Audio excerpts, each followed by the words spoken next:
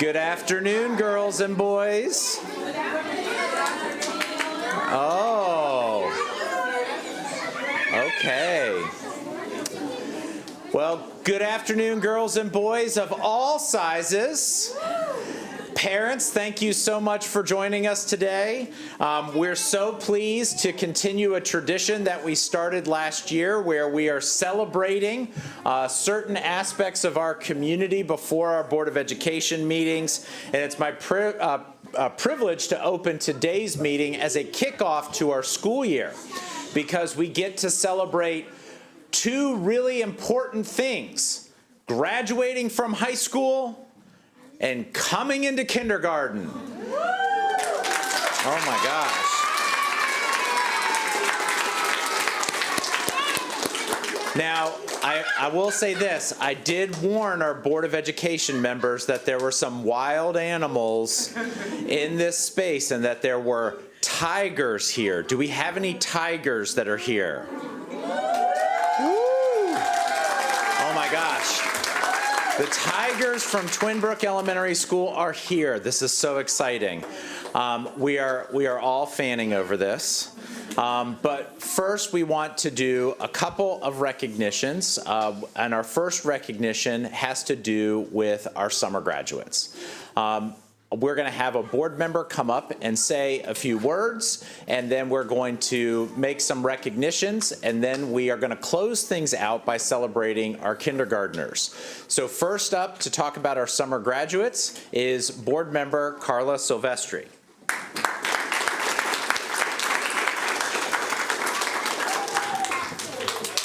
Buenas tardes, good afternoon. Board members, Dr. Taylor, families, and our honored guests, especially our incoming kindergartners. It is my pleasure to welcome everyone to this special celebration as we recognize our 2026 summer graduates. Just 8 days ago, on July 12th, more than 90 resilient students from across the county walked across the stage at Paint Branch High School, and they received their diplomas. I was there to witness this joyful and memorable occasion firsthand. Today we have the opportunity to celebrate not only their graduation, but the determination and perseverance that brought them to this moment. These students remind us that success is not about when you get to the finish line. It's about having the grit, commitment, and courage to cross it. I'd like to invite the two students that are here with us, our graduates here, to come forward to be recognized. Caden Gary from Watkins Mill High School. Let's give him a round of applause.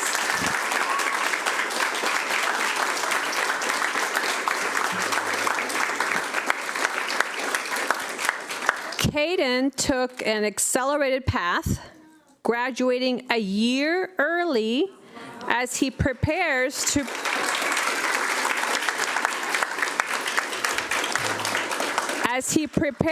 pursue his passion in forensic psychology. And Casey Lynn Carter from Richard Montgomery, please come forward.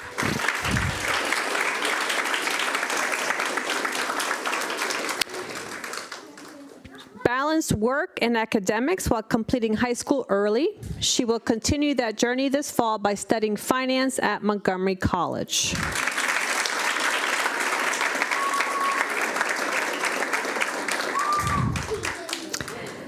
Carrie Diaz from Sherwood High School was not able to join us today. She balanced parenthood, part-time work, and daily classes while working hard toward her diploma.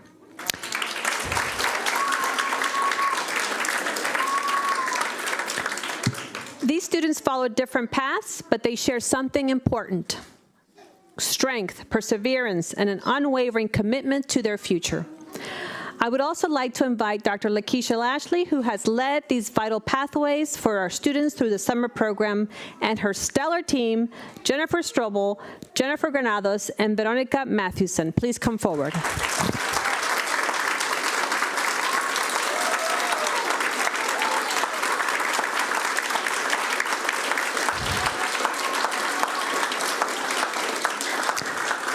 And last but not least, we would also like to invite Dr. Shawan T. Robinson, principal of Paint Branch High School, who welcomed our graduates and hosted such a meaningful celebration.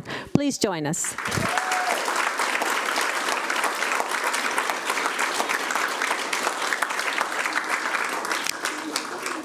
These graduates join a historic class of 2026. More than 12,900 graduates system-wide who earned more than $437 million in scholarships and accumulated more than 2 million hours of community service. On behalf of the Montgomery County Board of Education and the Superintendent in Schools, we are honored to recognize your achievements and wish you the very best in all that comes next. Let's take a picture together.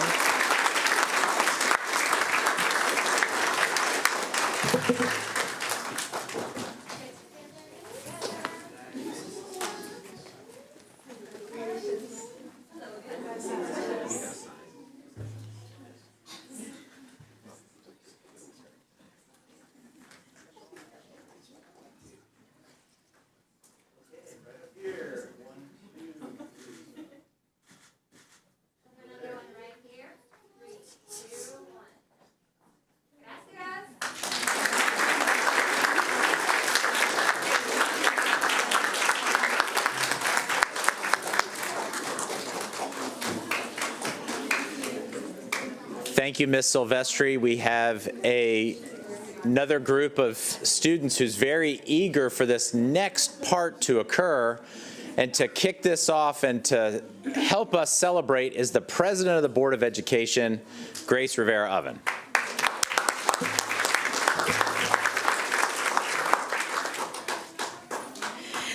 Good afternoon. Buenas tardes. Buenas tardes. Buenas tardes, Tigers. What a great celebration this is for us. As many of us who are adults, I want us to just close our eyes and remind ourselves that once we were that little kindergarten kid, either crying because our mommies or daddies were driving away, or like my kids saying, "See you later," and then I was crying as I was driving away. But Tigers, welcome, welcome to be here. How are you? Are you excited? Yeah. Okay. We're excited that you're here. And, you know, we just celebrated these wonderful students from summer school. And it's hard to believe that they started like this and then they grew up to be these amazing young adults that we, you know, and the board and as educators want to make sure that they continue on this path. So today we get to celebrate some of the newest members of our MCPS family, which are our future kindergartens. We are expecting at least, and wrap your brain around this, 9,000 little people like you guys. Do you hear? 9,000. That's a lot. I can tell you right, that's a lot of you. Little ones to begin, you know, kindergarten across Montgomery County this year. And today we are incredibly excited to celebrate the children joining us from Twin Brook Elementary. Right, Tigers? All right, so before we do that, so first I want all our future Twin Brook kindergartens, all our little Tigers and their parents and family to join us over here. All right, and we are going to, we have some little treats for you guys.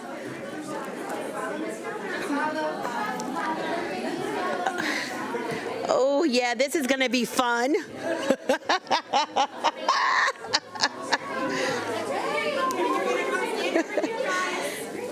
So we're gonna do like a little, we're gonna do a line and follow the leader. There you go. Oh, right here, right here.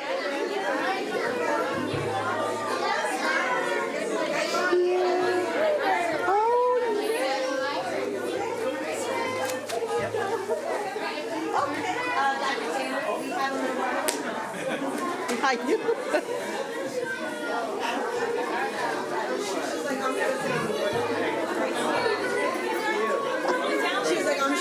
Te estaban tocando todos los botones. She was like red, yellow, green. No, we better do. We're gonna come up with. ¿Tenemos suficiente?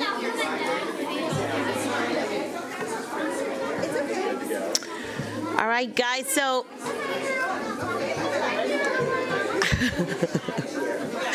Maybe we should have waited this for the end. Es que la otra vez era menos, así que cabía más, pero esta vez fueron mucho. Dale rapidito. Okay, Tigers.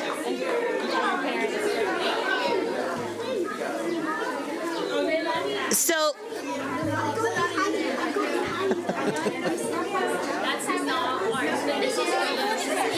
Do you want to stand right here?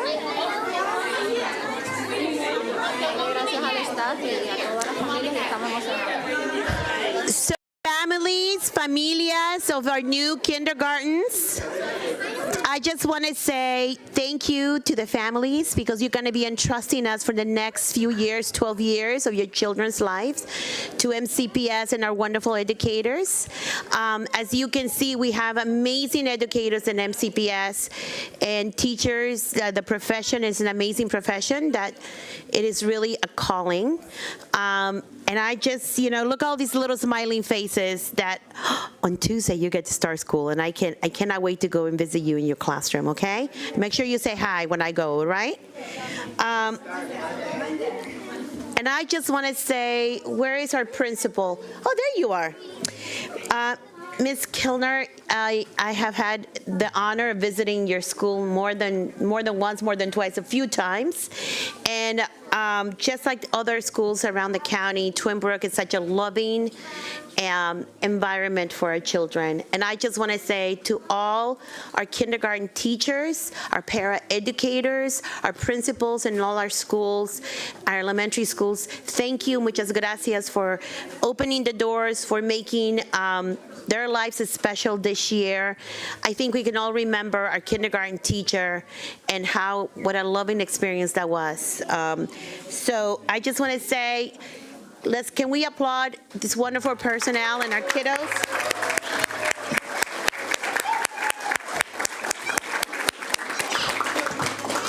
Hello. There is a lot of you, so you can just imagine 9,000 of you. We cannot fit you all here, but we just. Can we invite the brothers and sisters up too? There's a lot of brothers and sisters here. Oh, do we have brothers and sisters? Los hermanitos, las hermanitas de los kindergartens? Come over here. Come over here. Stand up here. Yeah. Come on, guys. There you go. There you go. So, to our parents, a los papás de esos niños que empiezan su carrera escolar, thank you for preparing them, por prepararlos para este momento. Les damos gracias. And guys, little tigers, we wish you the best, and we're gonna come and say hi to you, okay? Picture.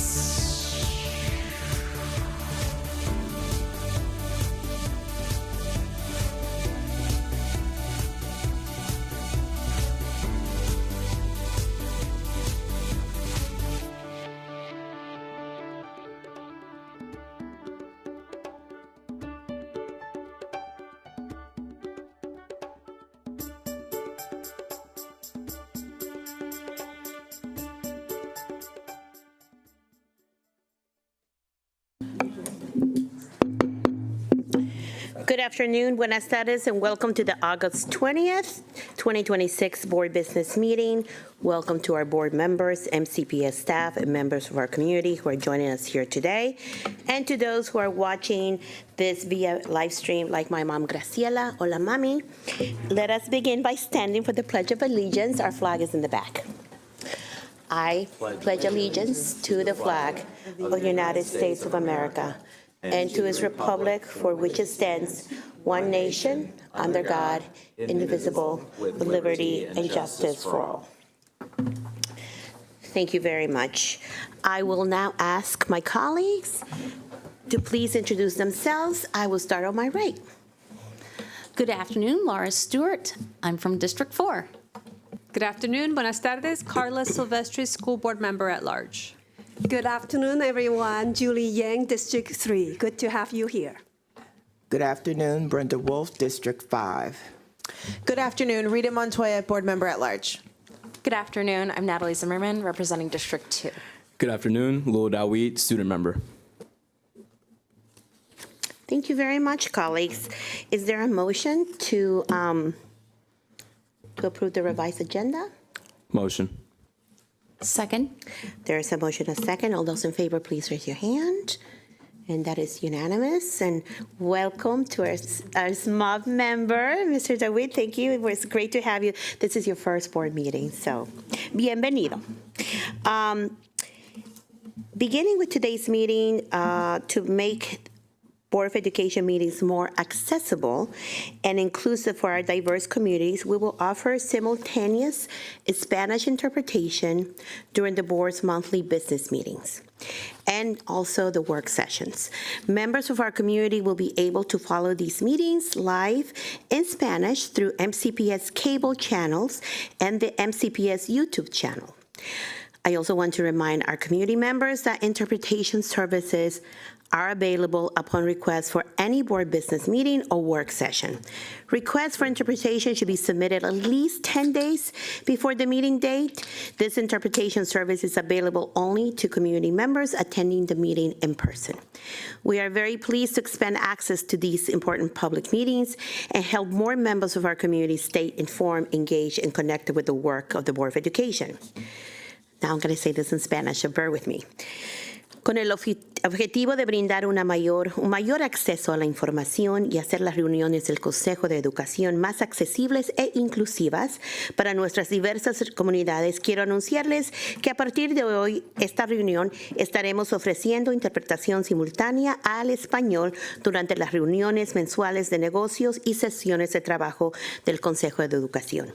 Usted y los miembros de su comunidad podrán seguir estas reuniones en español en vivo y en tiempo real a través de los canales de cable del condado, de MCPS y del canal oficial de YouTube también de MCPS. También quiero hacerles recuerdo que los servicios de interpretación están disponibles previa solicitud para cualquier reunión de negocios, sesiones de trabajo del Consejo de Educación. Las solicitudes deben realizarse con al menos 10 días de anticipación a la fecha de la reunión. Este servicio de interpretación está disponible únicamente para los miembros de la comunidad que asistan a la reunión de manera presente.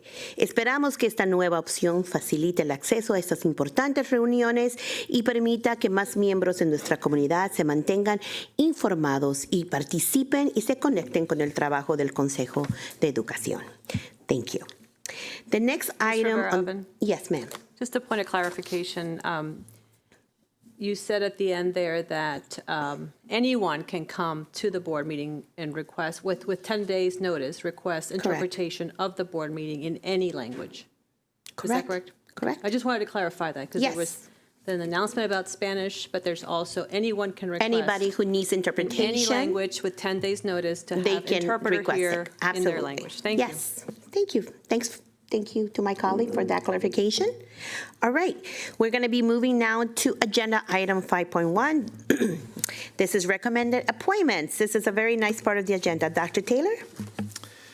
Thank you, Madam President, and Happy New Year, members of the board. We are very excited to start another school year, and we do have a handful of appointments for your consideration today.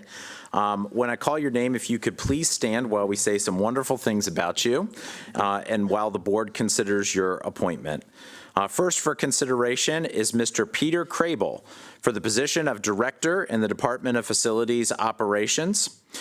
Joining him today are his sons, Owen and August. Mr. Crable has been employed with MCPS for 21 years as a paraeducator, security assistant, teacher, resource teacher, content teacher, assistant principal, principal intern, and most recently as the principal at Sligo Middle School.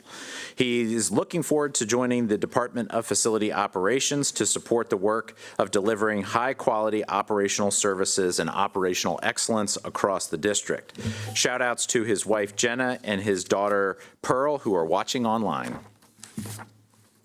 Is there a motion? Motion to approve. Second. There's a motion and a second. All those in favor, please raise your hand. And that is unanimous. Congratulations.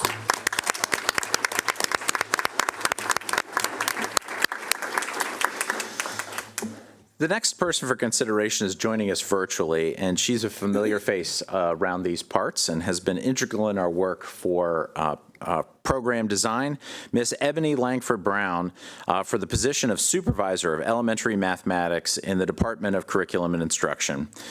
Ms. Langford Brown has more than 21 years of MCPS experience as a teacher, assistant principal, principal intern, principal, and most recently as the director in the Department of Academic Programs. Ms. Langford Brown looks forward to joining the elementary mathematics team and supporting students and families at this critical time as we launch our new curriculum in mathematics. Is there a motion? So moved. Second. Motion to approve. There is a motion and a second. All those in favor, please raise your hand. And that is unanimous. Congratulations.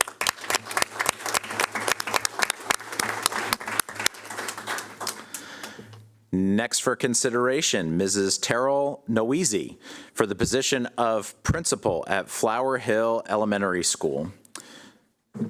Joining her today is her husband Lasco, children Bria and Kaysen, and her mother Robin, and her best friend Damian Johnson.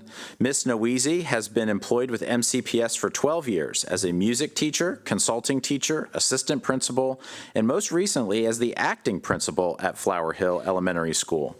She looks forward to continuing to serve the exceptional community at Flower Hill. Is there a motion? Motion to approve. Second. There's a motion and a second. All those in favor, please raise your hand. And that is unanimous. Congratulations.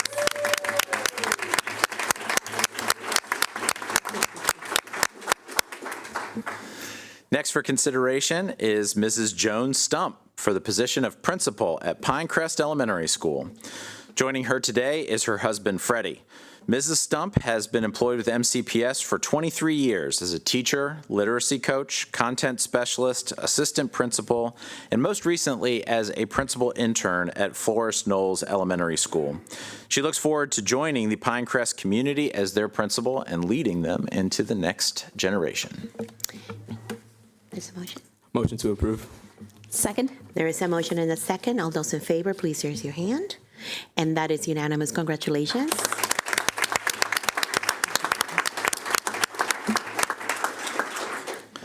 Next for consideration is Mrs. Nakia Sutton for the position of principal at Arcola Elementary School.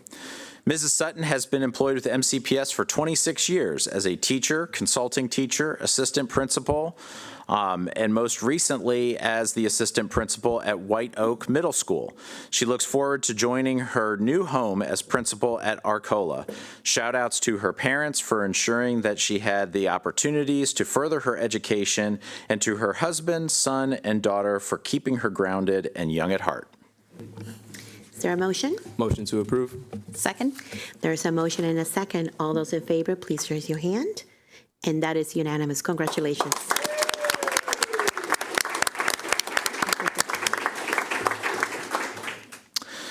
And our last appointment for consideration is also a familiar face to MCPS. He's went away for a couple years and is looking forward to coming back. Mr. Stephen Peter Young II for the position of principal at Potomac Elementary School. Joining him today is his wife Leah, daughter Jillian, and son Grant. Mr. Young has more than 24 years of education experience as an educator and an administrator. He is excited and beyond grateful for the opportunity to lead Potomac Elementary School. Is there a motion? Motion to approve.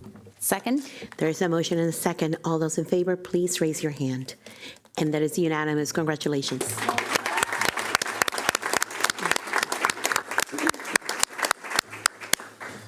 Thank you, Madam President. This concludes administrative appointment considerations for today. Thank you very much, Dr. Taylor, and congratulations to all our nominees and their families. Looking forward to working with them. Next on the agenda is item 6, which is association comments. The next item, I will ask any designated representative here to provide association comments. Hello, Mr. Stein, good afternoon. To come forward and introduce yourself for the record prior to beginning your comments. Welcome, Mr. Stein. Hello, David Stein, President of MCEA. Good afternoon, and on behalf of MCEA, Happy New Year to you all. The start of a school year is always a moment of possibility. It is a chance to build on what worked, address what didn't, as we work together to help every student succeed. And there are real opportunities in front of us. We have an opportunity to strengthen collaboration between educators, families, administrators, and this board. We have an opportunity to invest in the students and schools that need the resources the most.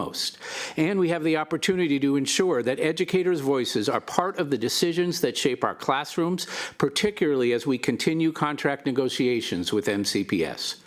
We also have some serious concerns. We are beginning this school year with the consequences of last year's budget decisions.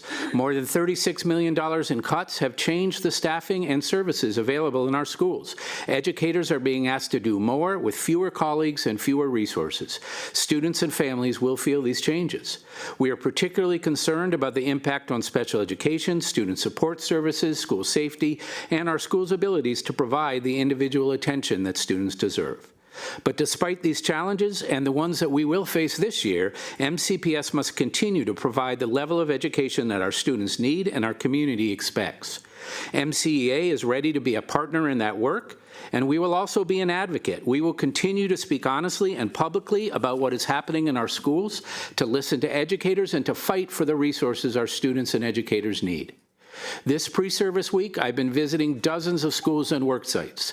I see dedicated educators ready to get to work, but they certainly have significant concerns, getting materials for new curricula, working out enforcement of new personal devices policy, the implementation of new grading and reporting procedures, just to name a few. Our goal is to not simply get through another school year. Our goal is to build schools where educators can teach, students can learn, and every child has the opportunity to thrive. That's the work before us, and MCEA is ready to do it together. So thank you, best wishes, and Happy New Year to all of you. Thank you very much, Mr. Stein, and thank you to your association. Next item on the agenda would be item number 7. This is public comment.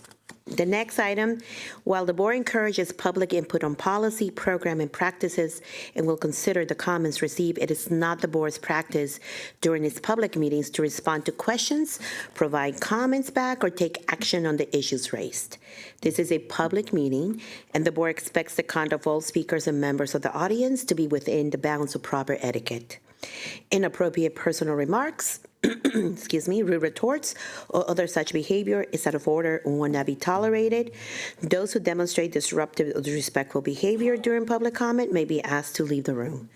In addition, public comment is not the proper avenue to address a specific student or employee matters.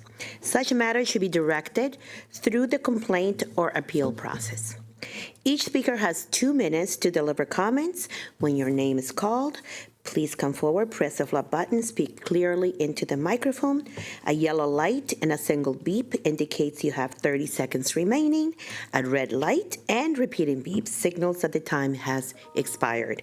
Once you have finished speaking, press the same button to turn off the microphone. Following the live testimony, audio and video testimony will be played. Copies of the testimonies are posted with the other materials for this meeting on Board Docs. With that being said, I'm going to call the six first speakers who have signed up. I would like to call Grace Chi, Meghna Singh, Heather Tu, Edwin Fernando, Deep Mathur, and Nibe Wadera. I hope I said that right. Please come forward if you heard your name.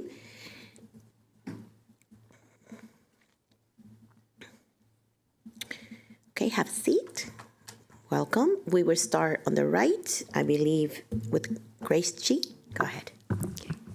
Good afternoon, Board of Education and Superintendent Taylor. My name is Grace Chi, and I'm a rising junior at Poulsville High School in the Global Ecology Magnet Program. Alongside that, I'm the co-president of EcoMoco, which is the largest student-led environmental advocacy group in Montgomery County. So I'm here today to because of the fact that I believe MCPS should invest in high-quality, well-maintained natural grass fields instead of continuing to invest in artificial turf. Plastic is 60% more expensive than real grass athletic fields over a 25-year time period, according to an independent full-cost analysis. And the fiscal impact of plastic doesn't include the extensive environmental harms and health costs associated with plastic, such as heat-related illnesses and injuries. Furthermore, this is corroborated by Montgomery County's own Office of Legislative Oversight, which found that synthetic fields become significantly hotter than natural grass, and identified concern about PFAS, stormwater runoff, waste, and potential injuries when fields become too hot, which poses as concerns for athletes and students alike. So, I asked the board to pause further artificial turf expansion, conduct a true full life cycle cost comparison, and fund pilot natural grass fields with professional maintenance. Our students should not have to choose between access to quality athletic fields and a healthy environment. We can and should provide both. Thank you for your time. Thank you, Grace. Meghna? Good afternoon, President Rivera-Oven, Dr. Taylor, and members of the board. My name is Meghna Singh. I'm the co-chair of the Student Climate Action Council's Policy and Advocacy Committee and a rising senior at Montgomery Blair High School. I'm here today to introduce the Climate Change Action Plan that we've been developing for the past 2 years.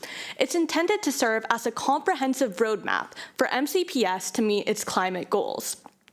Currently, these goals are spread across a variety of policies and plans, such as Policy ECA and Montgomery County's Climate Action Plan.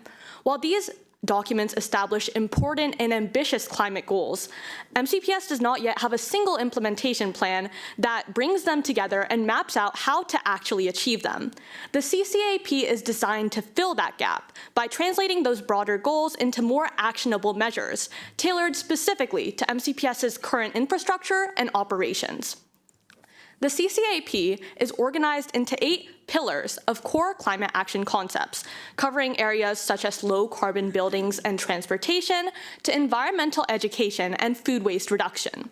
Within each pillar, the plan establishes broad goals before defining more specific recommendations and implementation steps to achieve those points made in the pillar. To develop all of these recommendations, we've conducted extensive research and consulted with MCPS staff as well as external subject matter experts. This work was completed entirely through volunteer efforts, providing MCPS with a strong starting point at no cost. We have submitted a detailed outline of the plan for your consideration and feedback.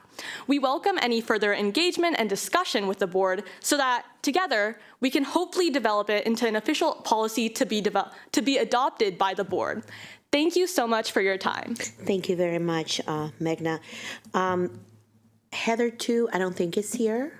Okay, so Edwin Fernando, not here. Okay. Deep Mathur. There we go.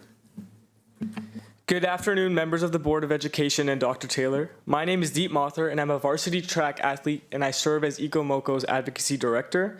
I'm writing this testimony today to share my perspective on turf versus grass because I spend hours every week on the same fields MCPS is considering replacing.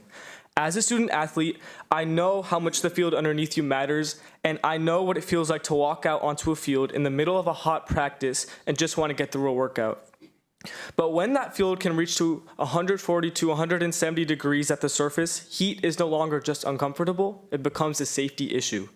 And this is not a small investment. A previous MCPS estimate put the cost of artificial turf around $1.2 million compared to $600,000 for natural grass. That is hundreds of thousands of dollars per field that could go instead toward improving the natural grass fields that we already have and ensuring quality for our students. I recognize that turf gives schools more usable hours, but more playing time doesn't automatically make a field better if it comes at the cost of hotter conditions and greater safety risks for the students that are using it. We have an opportunity to invest in the fields that are safer, cooler in temperature, and better for our environment, not simply replacing living grass with plastic because it's easier to schedule. I am asking the board to stop the transition to artificial turf and direct those resources toward improving and maintaining high-quality natural grass fields across MCPS. As student athletes, we should not have to accept a hotter field just because it's more convenient. Invest in the students who use these fields, not the surface that replaces them. Thank you for your time. Thank you so much. Okay. Nipe. Good afternoon, members of the board and Dr. Taylor. My name is Nurbe Wadera, and I'm a rising freshman at Poolesville High School. I'm here to ask the board to reconsider installing artificial turf at MCPS schools and to invest in high-quality natural grass fields. As someone who plays soccer outside of school, I've spent a lot of time playing on different types of athletic fields. I regularly play at the Maryland Soccerplex, which has 21 natural grass fields and hosts thousands of games each year. Through advanced drainage, soil improvements, and professional turf management, the Soccerplex keeps these fields in excellent condition. From my own experience there, I know natural grass can provide a high-quality surface for competitive soccer and other rigorous sports in MCPS. That experience also makes the health concerns surrounding artificial turf especially important to me. The National Institute of Environmental Health Sciences reports that artificial turfs can contain PFAS and other chemicals, while synthetic surfaces can become significantly hotter than natural grass. This creates concerns about chemical exposure and heat-related injuries for students and athletes. The long-term financial impact deserves the same attention. A 2025 study done by the PSEG Institute for Sustainability Studies at Montclair State University compared natural grass and artificial turf over 25 years and found that natural grass had the lower long-term cost in its case study, including installation, maintenance, and replacement. For these reasons, I asked the board to fund a natural grass pilot program using modern drainage, soil management, and professional maintenance. Let us evaluate what well-designed natural grass can accomplish before committing more money to artificial turf. Students deserve athletic fields that are safe, sustainable, and financially responsible. Thank you for your time and consideration. Thank you all for your testimony. Appreciate it. I'm going to call the next 6 names. If you hear your name, please come forward. Quinley Borden, Samriti Venkat, Gloria, I believe you pronounce Jono, Bo Liang, Aizu Aimin, and Claire Shen.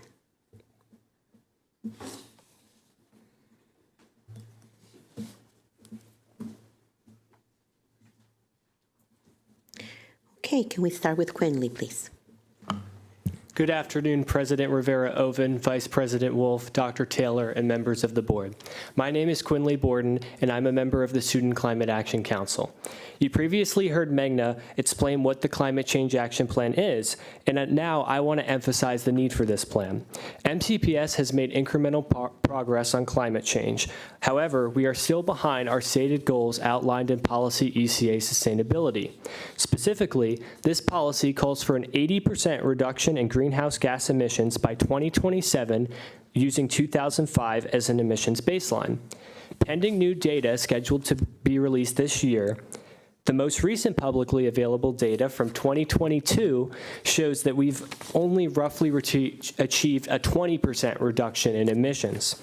This has real effects on our students, staff, and families. Increasingly extreme weather is overwhelming obsolete HVAC systems, leaving students and teachers unable to focus in classrooms.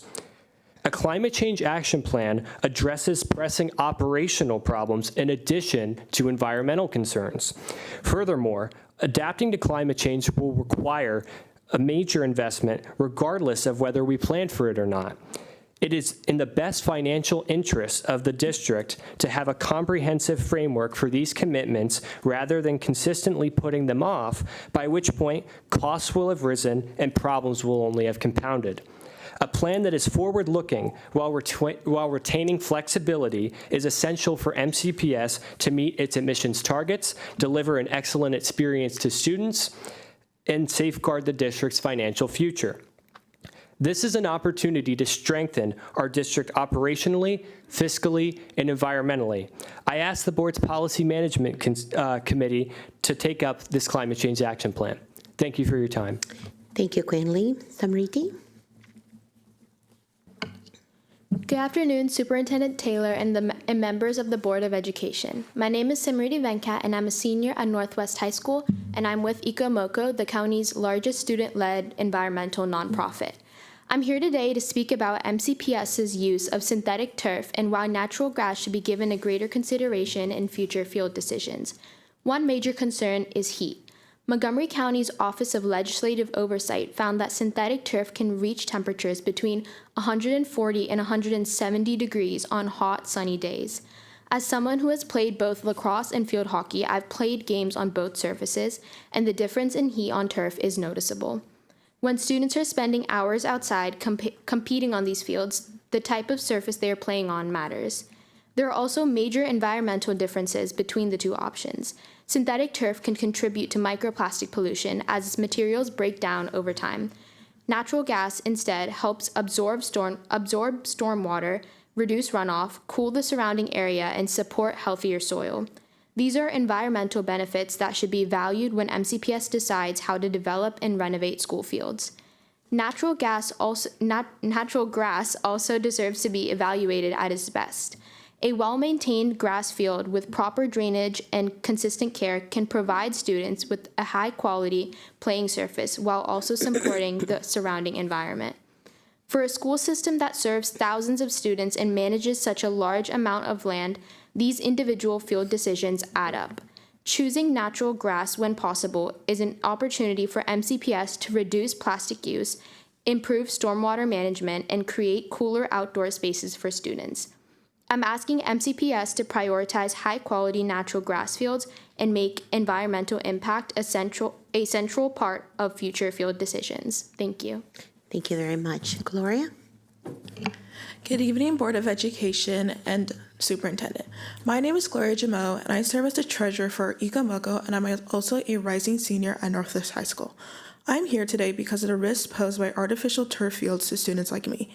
Every week I watch my classmates practice and compete on what we think is a safe turf field, only to learn that studies show otherwise.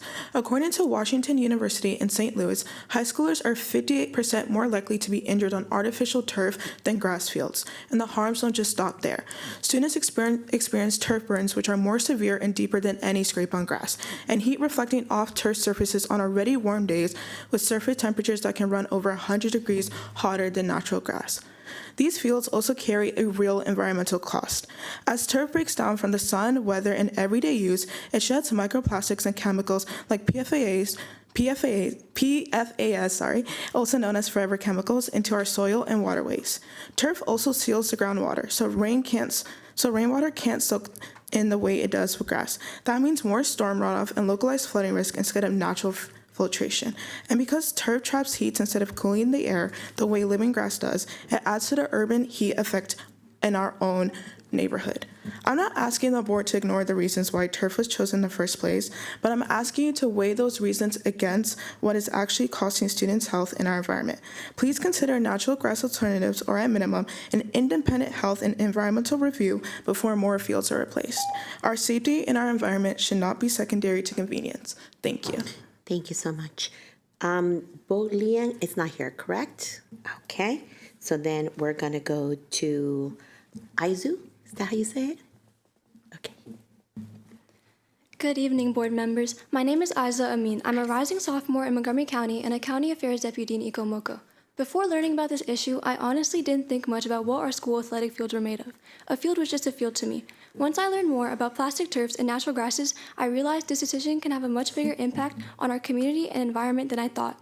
One thing that stood out to me was the cost. Based on the financial analysis presented to us by Ray Dorman, over a 25-year period, the estimated cost of plastic turf across 26 fields was about $98 million, compared with about $63 million for natural grass. That's a difference of about $35 million. As a student, it's hard to even picture what $35 million looks like, but it's not hard to understand that it's a huge amount of money. If natural grass can provide quality athletic fields at a significantly lower long-term cost, I think we should consider why we would continue to choose plastic turf. The cost isn't the only reason I care about this, though. Natural grass also has environmental benefits. With proper design and maintenance, natural grass fields can help rainwater drain into the soil, support groundwater recharge, and provide natural biological filtration, all while avoiding plastic waste associated with replacing synthetic fields. Additionally, artificial turf can be 15 degrees hotter than natural grass, yet MCPS does not currently monitor conditions on individual fields, so the actual heat experienced by students playing may not be accurately reflected. I also learned that choosing natural grass doesn't mean we have to settle for poor quality fields. Techniques like aeration, improving drainage, and reducing soil compaction can help natural grass handle intensive use. We can see an example of this right in Montgomery County at the Soccerplex, where natural grass fields are maintained and used for high-level competitions.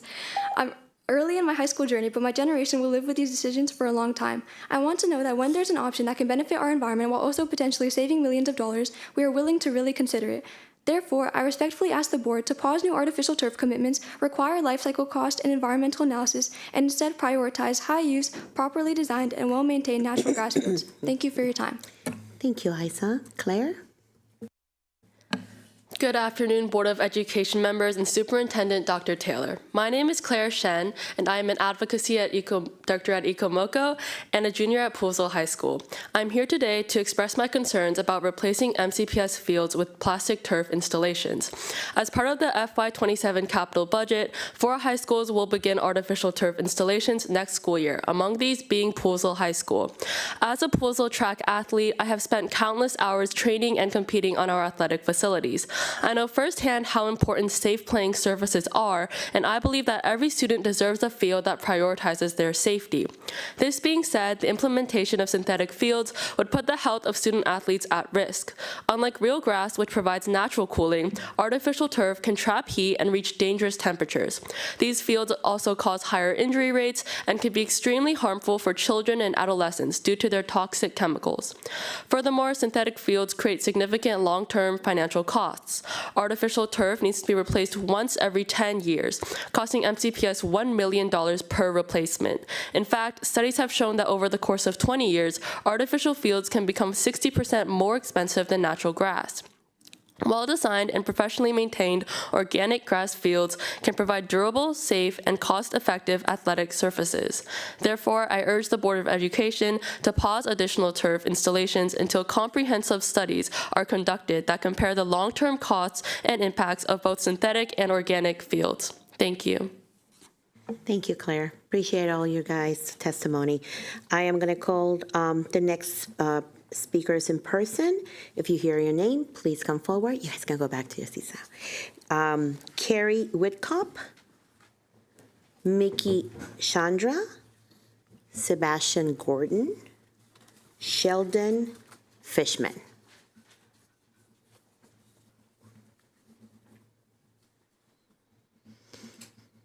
Oh, we have a couple people missing. Let's see.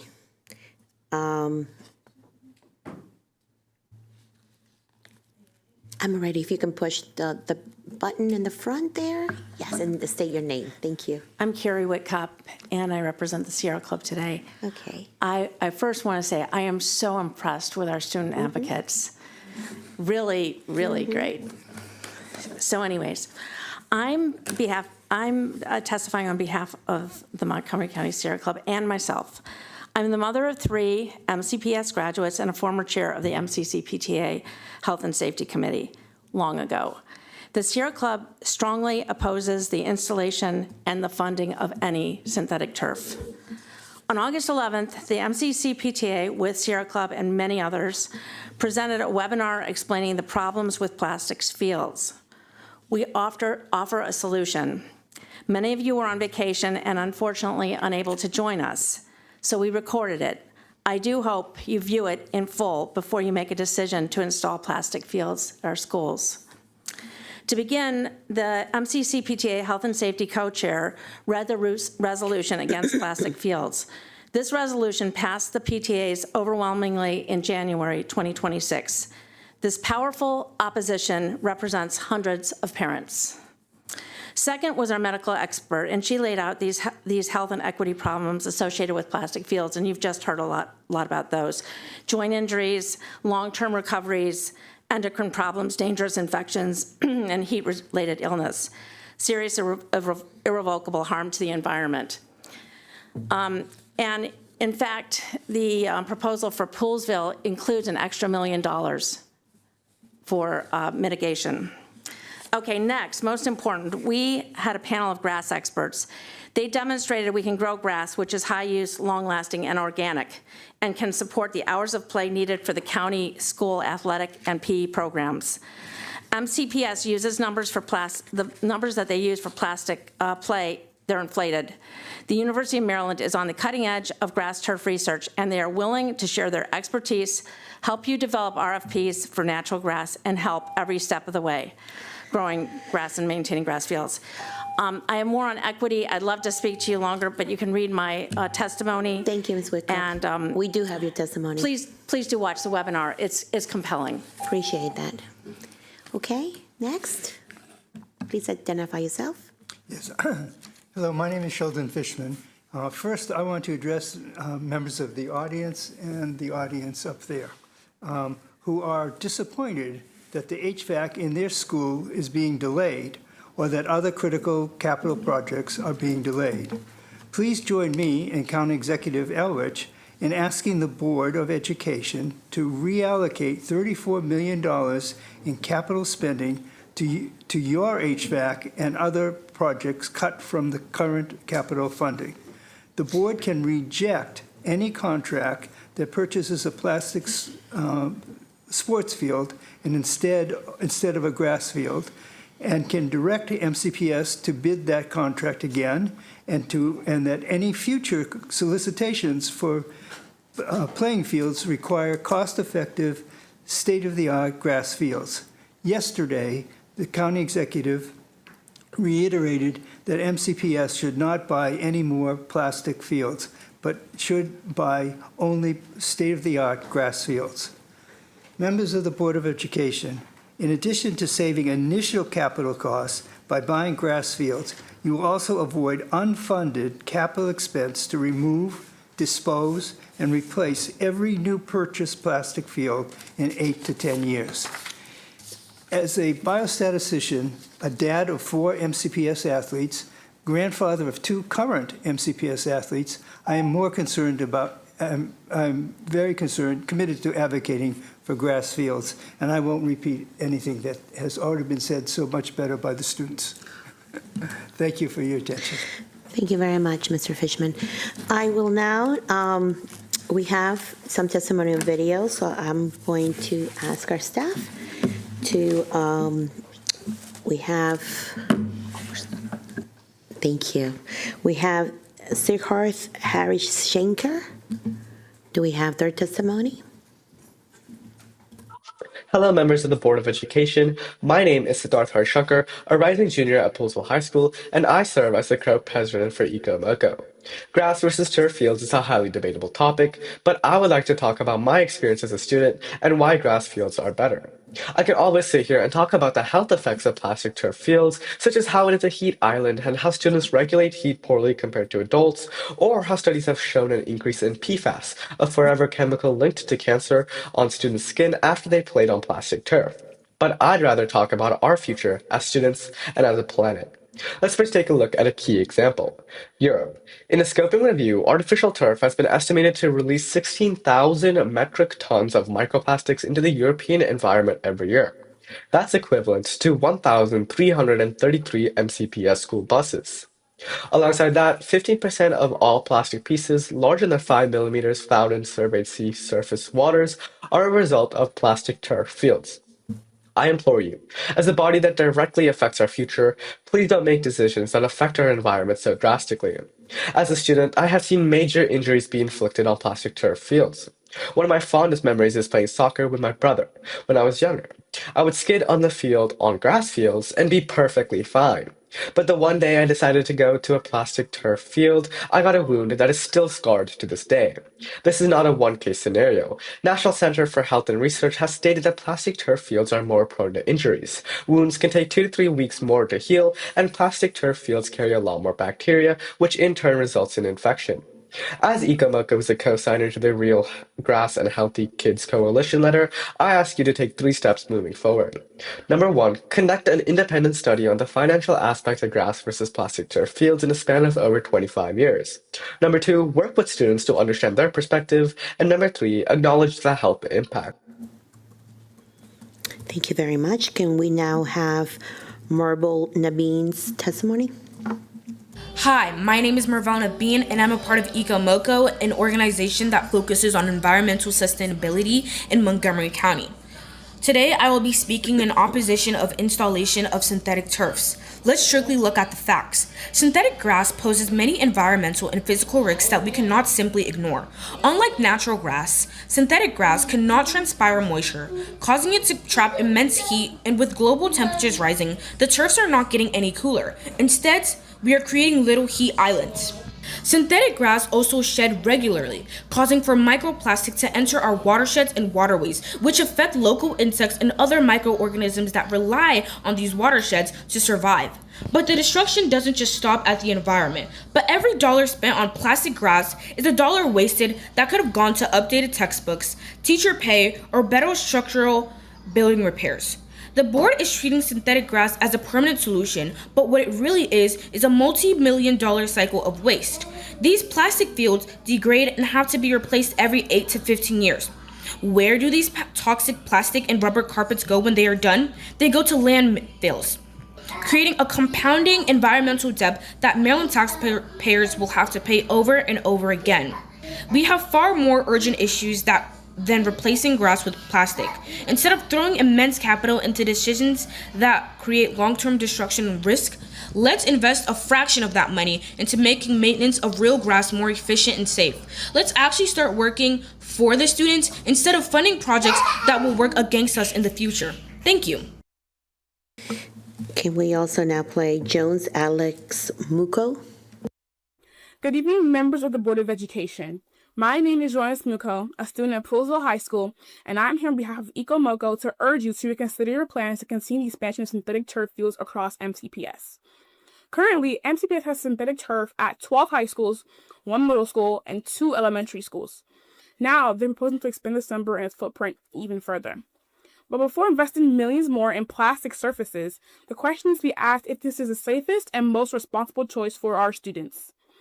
The county's Office of Legislative Oversight discovered significant gaps in available research related to synthetic turfs and the potential risks they could pose, with the environmental and health dangers already associated with them far exceeding those related to natural grass. In 2024 reports, researchers warned of microplastics and PFAS contamination, increased heat, the issue of waste, and loss of greenery. It was also estimated the installation of synthetic turf would cost about $1.2 million, including a carpet replacement fee that would come out to $600,000 to $700,000, and an annual maintenance fee of about $33,000, way more than it would cost for natural grass. It's reported out that this is not just theoretical. MCPS admits that artificial turf generates more heat than its natural counterparts and imposes additional limitations on athletes in cases of high heat. Moreover, Poolsville High School's proposed turf field is directly above the community's source of drinking water, the Piedmont Sole Source Aquifer. Where it is possible for the entire community to be affected by contamination, it is better to choose prevention over uncertainty. A temporary dilemma should not force us to take a permanent decision concerning the environment. If MCPS is in need of more athletic fields, this problem can be solved without turning natural green spaces into plastic.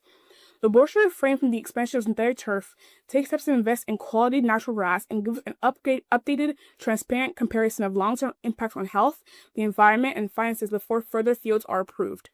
Our community members deserve fields that are safe today and sustainable for years to come. Thank you. Thank you. And then if we can finally play the last video of Juveria Assad. Good afternoon, members of the board. My name is Javeria Assad, and I'm a member of EcoMoco, a student-led environmental nonprofit organization. MCPS has proposed transferring all school fields to artificial turf, also known as plastic turf. However, this decision could put thousands of children at risk of lifelong exposure to toxic chemicals, dangerous heat, and plastic pollution. Artificial turf is made from complex mixtures of synthetic materials and contains PFAS, PAHs, phthalates, and heavy metals. Communities can be exposed to such chemicals by skin absorption, environmental runoff, or simply breathing them in. Natural grass poses no such risk to health and safety. The same applies to microplastics released due to athletes spending hours running on the surface of the fields. This creates multiple exposure routes where children can breathe in microplastics from artificial turf.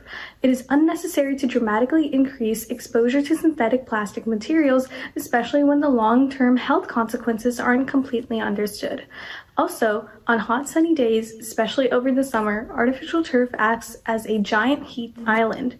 A 2024 systemic review of 21 studies found turf surface temperatures were consistently 17 degrees to 61 degrees Fahrenheit higher than natural grass.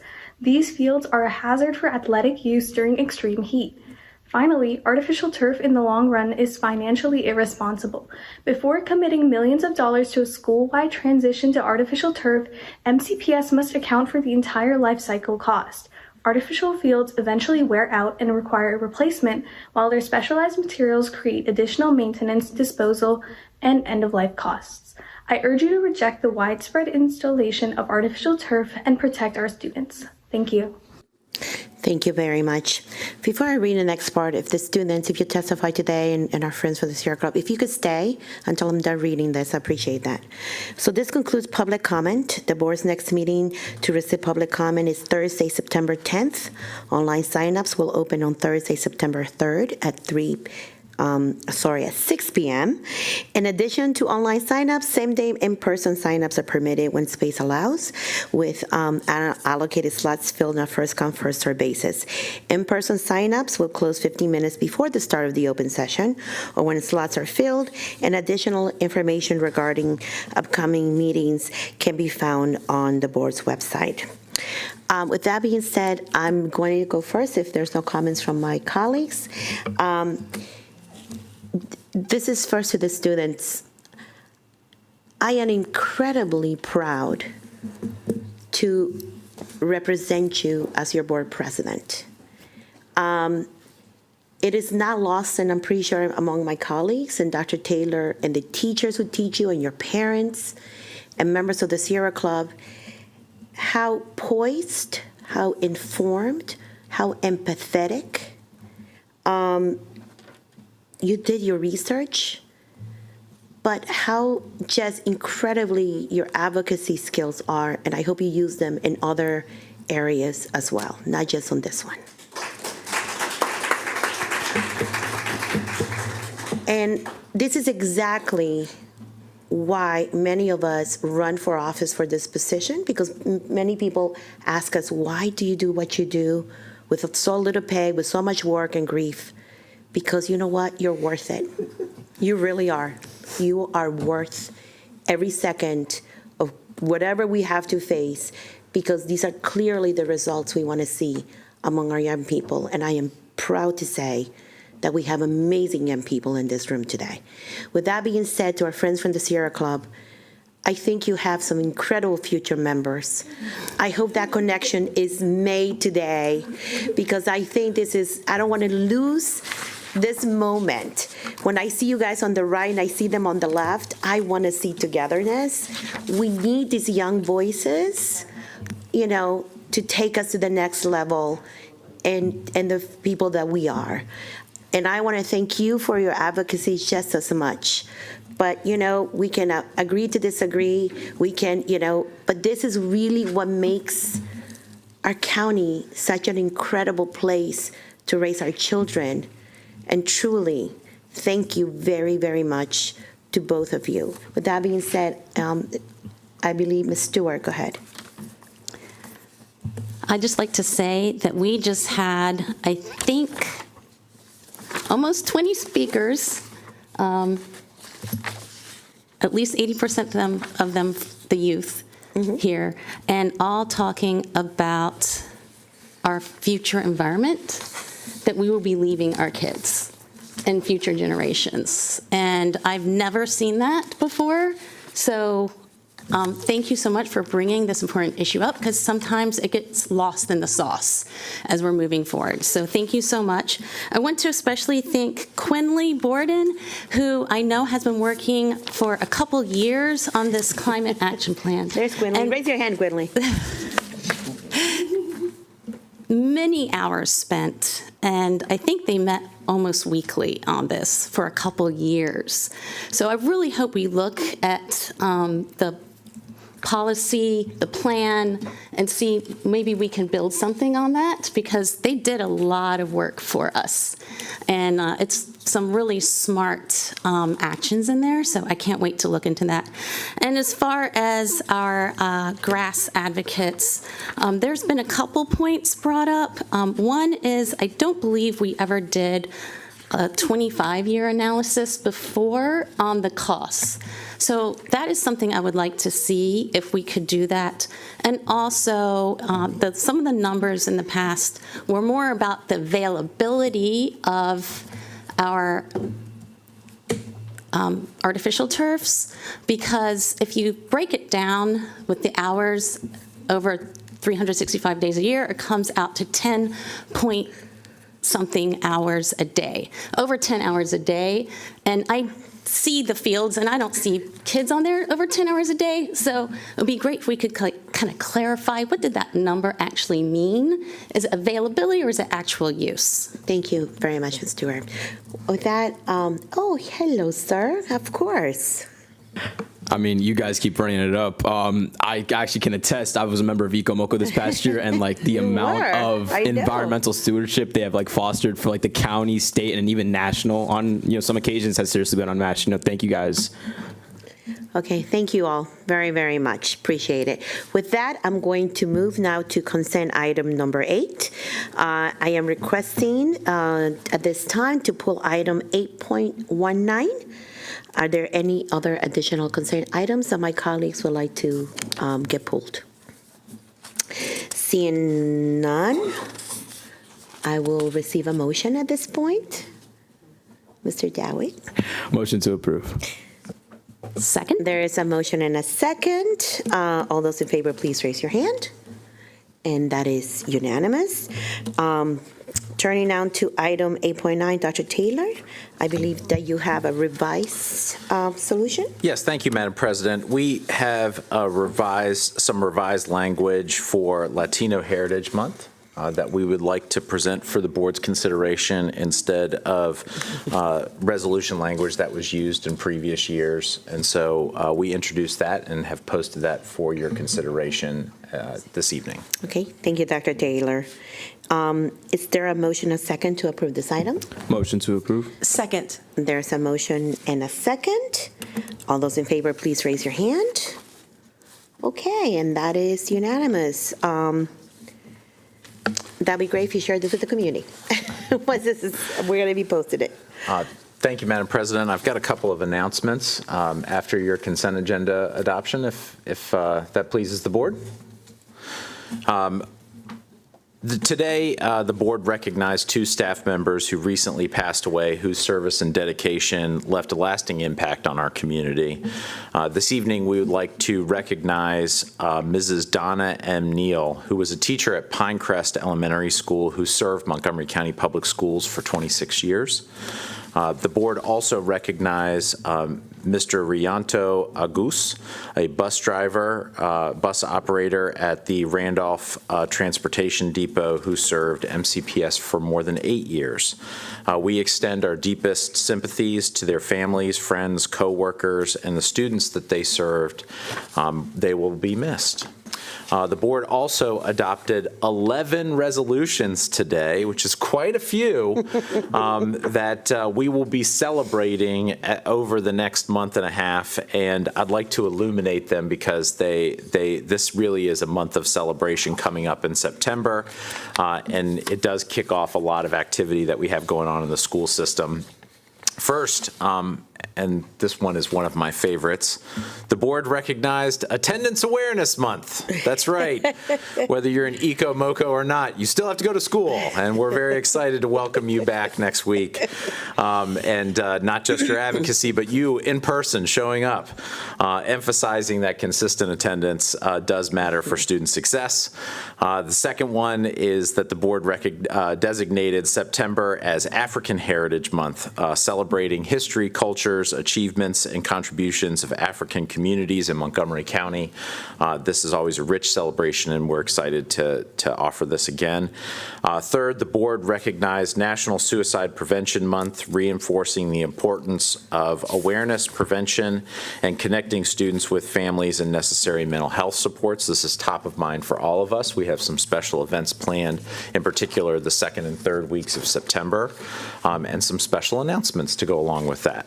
Fourth, the board recognized National Recovery Month, highlighting the prevention, treatment, and resources available to support students and families impacted by substance use. Fifth, the board designated September 15th through October 15th as Latino Heritage Month, with updated language in our resolution, celebrating the cultures and achievements of Latino students and families. Sixth, the board recognized International Overdose Awareness Day on August 31st. Seventh, the board recognized International Literacy Day, affirming literacy as an essential and foundational learning to student growth. And we will certainly do some activities surrounding literacy throughout the school year, but we'll be highlighting it in September. Eighth, the board recognized National Arts and Education Week, celebrating the essential role of visual and performing arts to a well-rounded education, and that is something we absolutely celebrate at MCPS.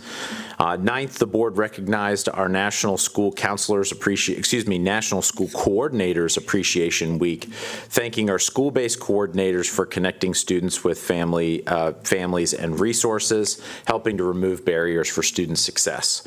10th, we recognized National IT Professionals Day, celebrating expertise and dedication in our technology professionals who support teaching and learning and systems that our schools rely on every day. Recently, our technology division also received a hospitality award for their excellent customer service, and we're so proud of them. And finally, the board recognized National School Parent Group Appreciation Day, which is coming up, thanking our parent groups and school support organizations for the time, volunteerism, and partnership that they provide our students and families. We can't do it without our parents. Our parents are our students' first teachers, and they are absolutely essential to making MCPS a great place to live, work, and learn. A number of these resolutions, which the Board of Education has approved, will be celebrated at the Board of Education meeting on September 24th, and all points in between. So there's a number of celebrations that will be out in the field sharing these recognitions as well. Thank you, Madam President. This concludes announcements from your consent agenda. Thank you very much, Dr. Taylor. Okay. Moving on, 9.1, the next item on the agenda is the adoption of the legislative platform. I will turn it over to the Coordinator of Legislative Affairs, Patty Arthspring.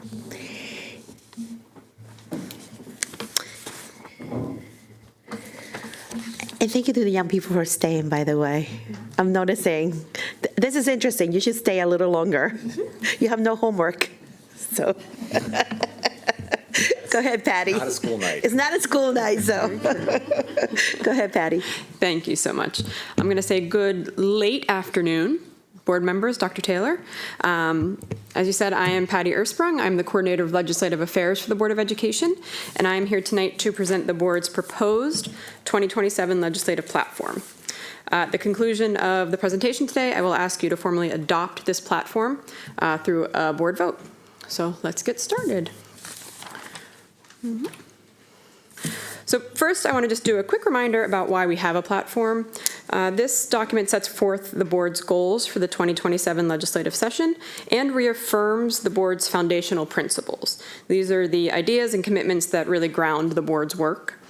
It's also through this document that I, as your coordinator of legislative affairs, am able to submit the board's position, whether it be to support or oppose or support with amendment, certain bills that are proposed during the legislative session. And that's because this document sets forth the board's position on certain items. Being able to do that allows me to stay up to date with the legislative session that moves rather quickly. So looking now at our document for this year, we have identified 3 priority areas. So that's adequate educational funding, the blueprint for Maryland's future, and facilities and capital planning, or capital funding. And we have our foundational principles, which come back year after year, and we will look at those first. So looking at the foundational principles, we start with the first one up there, which is preserving local autonomy. This basically is just allowing local boards to make decisions based on local needs. So the bills that would oftentimes fall under this area would be things like curricular mandates, mandated school start times, or calendar requirements. These are bills that impact operations and try to apply a one-size-fits-all approach to something that really requires local input. We see these often during the legislative session, and they are things that we like to get ahead of. Second, we have adequate school funding and capital investments. These are 2 areas that are also highlighted in our priority areas, but at its core, this is simply the need for a large enough allocation of funds to educate students in appropriate facilities. That is imperative and base to the mission of public schools at large. Third, we have recruitment and retention. This is, pretty basically the ability to hire and retain quality staff. Bills that would fall under this would be things like funds that would make it possible to offer competitive compensation, offer equitable entry pathways or alternate paths to licensure for teachers, and professional growth opportunities so that the people who are working within our buildings can improve themselves and their position within the school. And then finally, we have safe and secure learning and working environments. This just recognizes the importance of not only the physical safety, but also the availability of adequate mental health and social emotional supports for students and staff. Bills in this area would largely be funding and grant opportunities that would allow us to improve our facilities and the services that are available within them. So looking now at our priority areas, we're starting with adequate educational funding. So the first one we have up here is the local share calculation. And what this is the blueprint has a formula that we use that is how we determine what the total allocation that a board receives to fund public schools annually. The obligation to provide the funds is then split between the state and local government. And in order to make the determination of what that split should be, the wealth of the county is considered, and it's largely based on property tax available in the jurisdiction. The assumption is that wealthier counties can fund a larger portion of the entire allocation. So wealthier counties have a higher local share and a lower state share. But what isn't considered in that calculation is the needs in that county. So farms rates primarily is not something that is considered. And we believe this creates an incomplete fiscal picture that needs to be corrected so that funding responsibilities can be equitably divided. You can see on this chart, the bar graph is the farms rates in the different LEAs, and then the line graph is the local share requirement. We're the dark blue line, and you can see that there are a lot of counties that are right around our same farms rate that have a much, much, much lower local share obligation. So when you take the needs of our students plus the needs in our county at whole, having us have a much larger local share becomes challenging for the students and for our community at large. So we would like to try to address that through legislation this year. The second funding item that we have is funding for special education. So funding overall has been inadequate given the requirements of the blueprint, but special education funding has been particularly insufficient. If you look at the chart we have up there, over the past 5 fiscal years, we've only received approximately 20% of the total funding we need through state and federal funds. So I'm not going to look at all of it, but if you look just at the last 2 years, in FY24, we received approximately $134 million from state and federal funding, which means that local funds had to cover $533.8 million in special education funding. And for FY25, it was $147 million between state and federal, which means the local funding had to cover $553 million. This needs to be right-sized. This needs to be fixed. Obviously, the funding needs to come from somewhere, so applying more funds than what we received to special education students means that funds have to be taken away from other needs. Looking now at the blueprint for Maryland's future. So in this area, we're asking for some smaller scale, kind of specific adjustments to the law. And while they're small in scope, we do think they could have a big impact, which is why we're pursuing these. First is AP and IB exam costs. You may have heard of this one before. We've been going after it for the last few years. But under the blueprint, school systems, LEAs, are required to cover the full cost of AP and IB exams for any student who has reached the college and career ready designation. What we're doing here is just asking to be given the ability to apply a needs-based approach to determine the level of financial assistance that families would receive.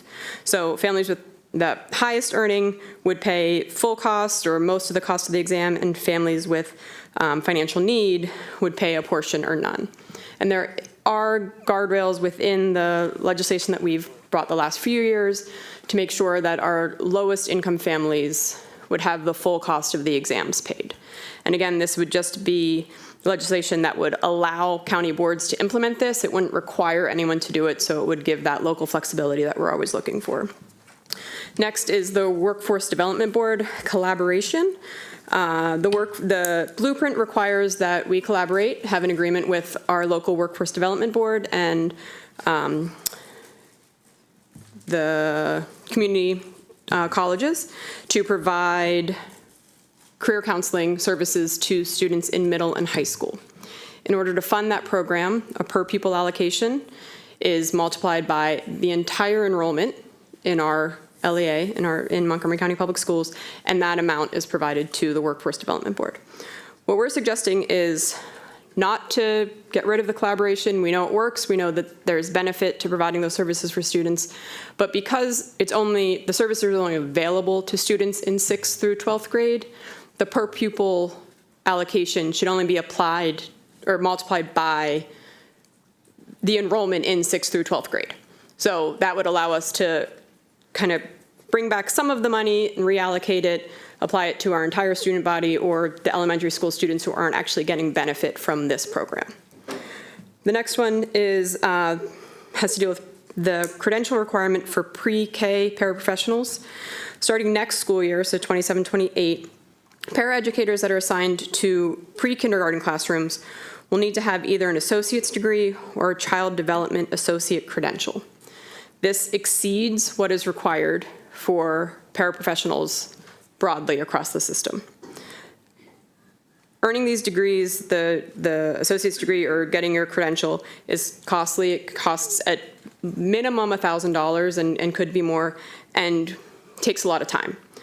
So we see this as an undue barrier to employment.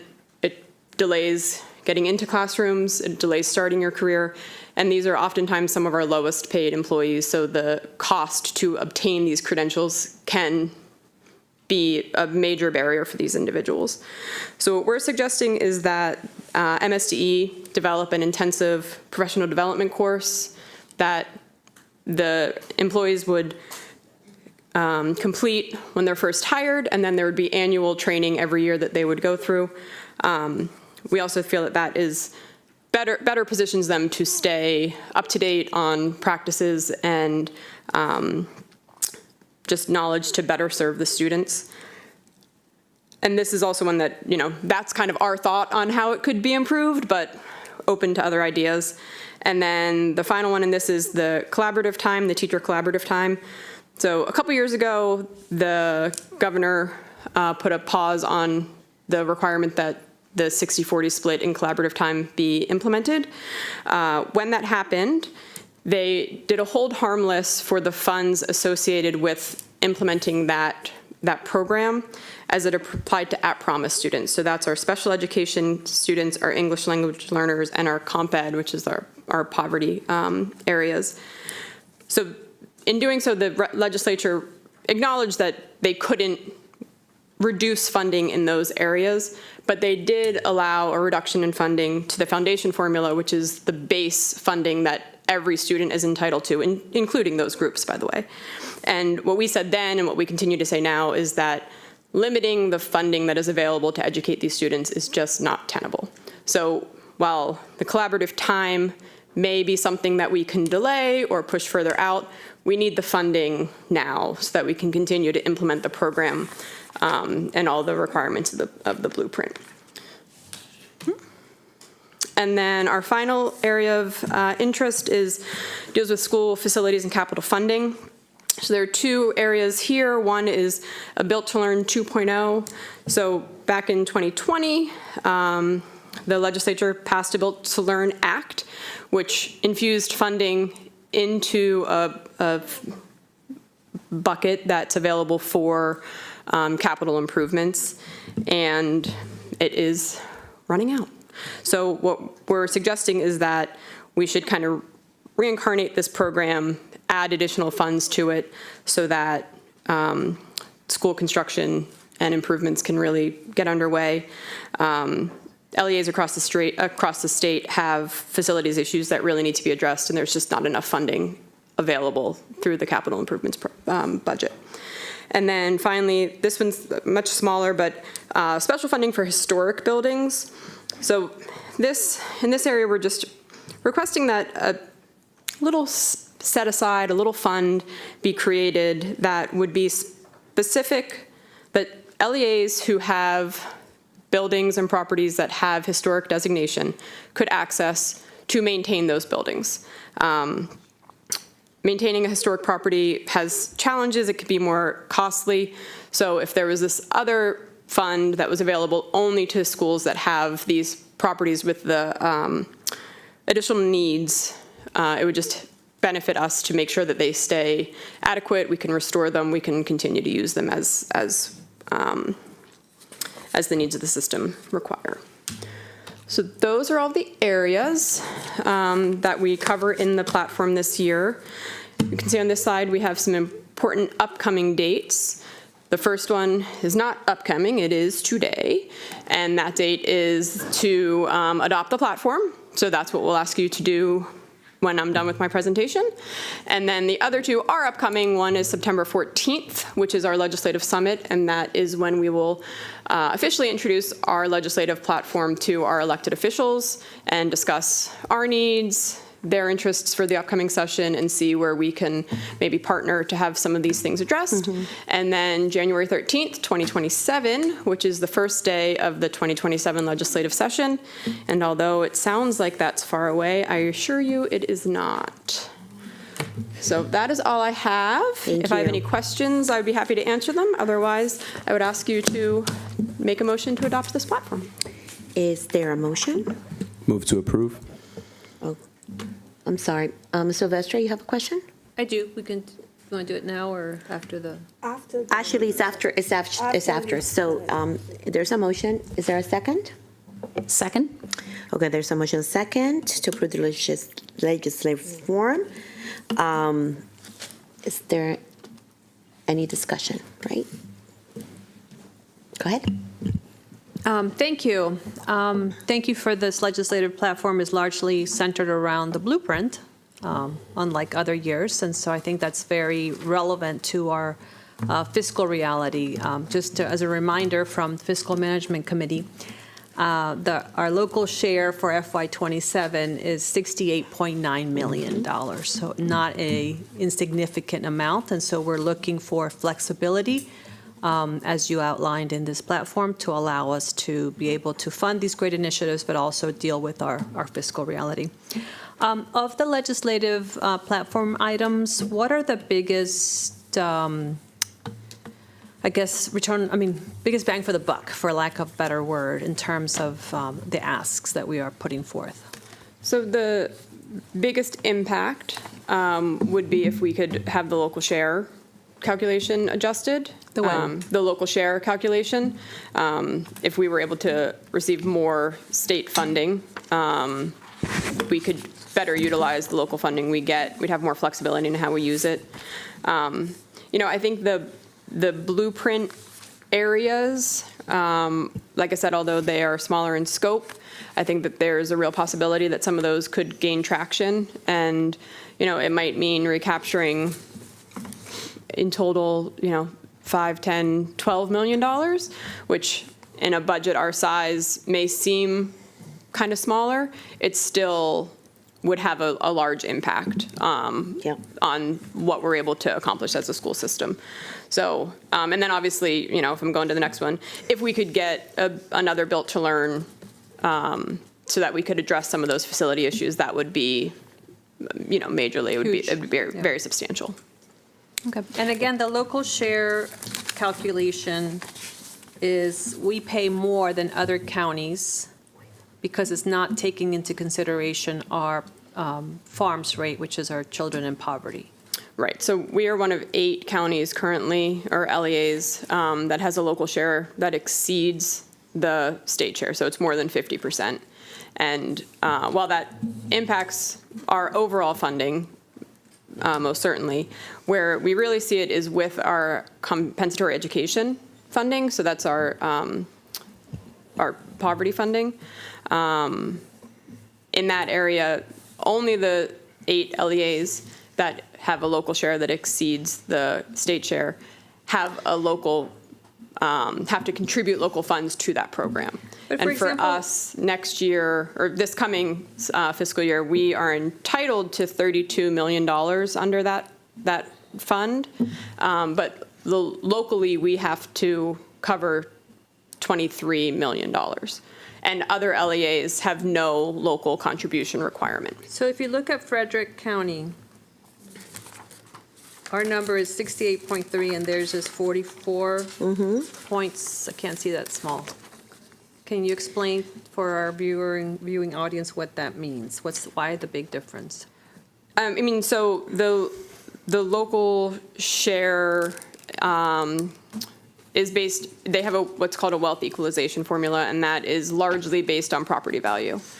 So you'll notice the counties that have a larger local share are, we are one of them, and then there are a lot of shore counties. So they have high property values because they have, beachfront properties.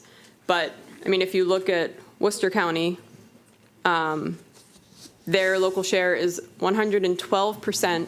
So they wouldn't be entitled to any state funds, except there's a provision in the law that makes it so there has to be some. But their farms rate, half of their students are farms eligible. So they have wealth, but they also have really substantial need. And the calculation doesn't take into account the need. And like I said, when you have that need in your county, it's not just reflected in your schools. It's reflected in your county, your social services, everything that your county provides.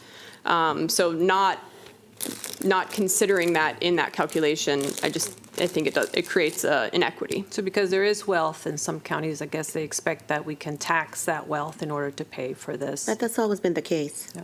Okay, Nothing thank you. new. I think this is very good. I think there's a lot of nuance here that we need to unpack so that the public can understand some of this technical education speak. Thank you. Yeah, and I should also say that the draft of the platform itself, so this presentation was just kind of an overview and hitting the high points, but the platform itself, which does have more detail in some of those facts and figures and amounts and percentages, is also available on board docs for the public to review. Yes, thank you. Thank you.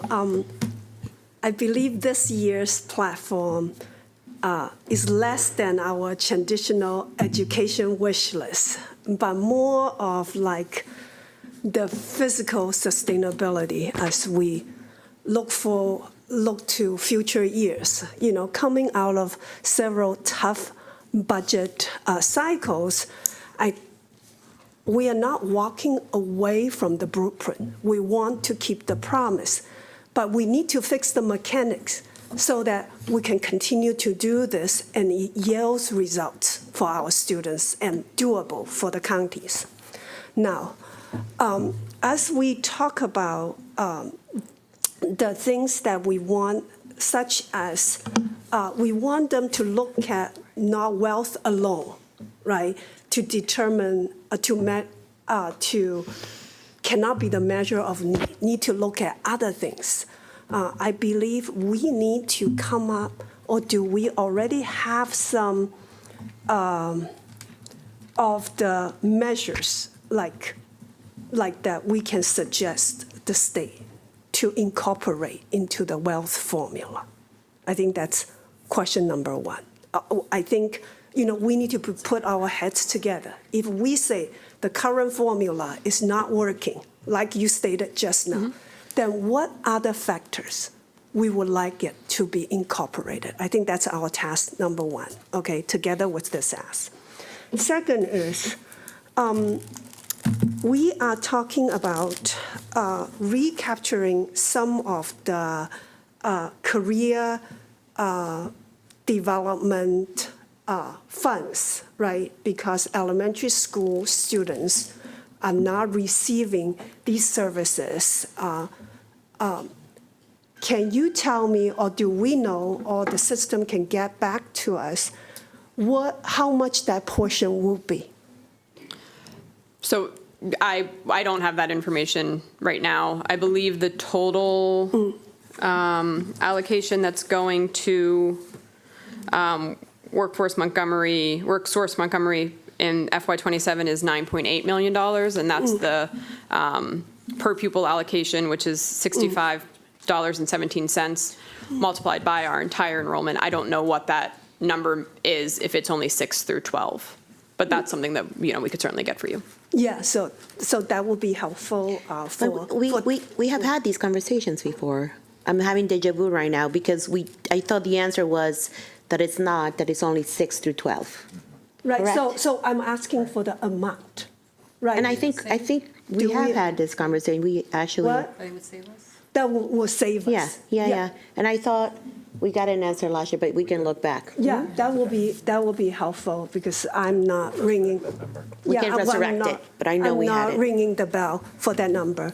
And then one last thing, in this platform, we ask for flexibility, and we certainly have stated some asks in terms of pre-K paraprofessionals.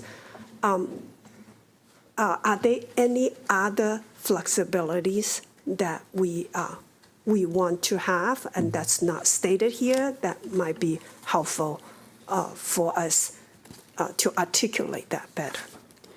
I mean, the short answer is yes. There are plenty of places in the blueprint where we would like additional flexibility, and other school systems would also be interested in pursuing that. For our platform, we needed to narrow down and choose ones that we thought were either had the best chance of success or would benefit us the most. But certainly, the discussions about flexibility in the blueprint are far-ranging and have been going on for a long time since the blueprint was approved and was implemented. So certainly as other school systems or our partners at MABE, the Maryland Association of Boards of Education, or PZAM, the Superintendent's Association, as they bring forward ideas, I mean, as long as it's something we agree with, we would certainly support their efforts and do what we could to have any of those other initiatives succeed.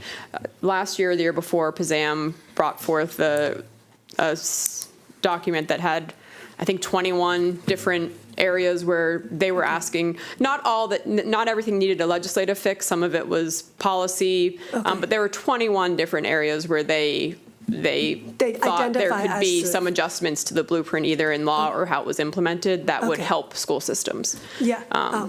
Can you forward that to us again, just for us to so that when we, I think our legislators as partners, as we work together the better versed we are on all aspects of the blueprint, the more productive our conversation can be.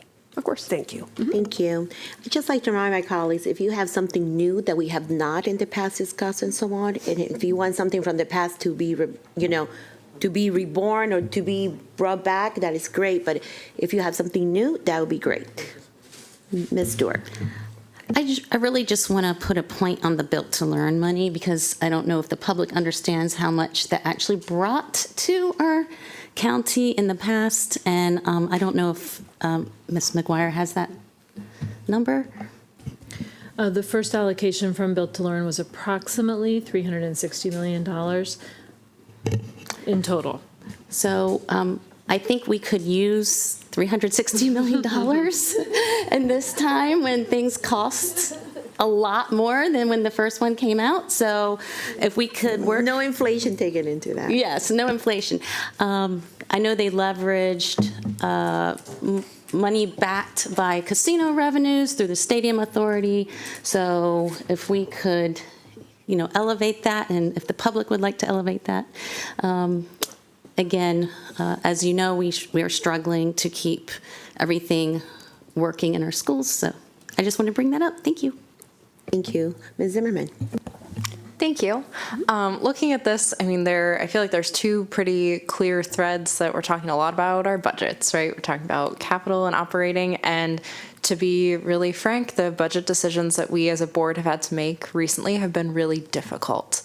And looking at things like this, with those tough budget decisions, a lot of the burden then is placed on our staff, right? That they're in buildings that are too hot or too cold, or that there are fewer folks in the buildings. And that brings me back to our other legislative priority, thinking of our pre-K paras and the requirements there.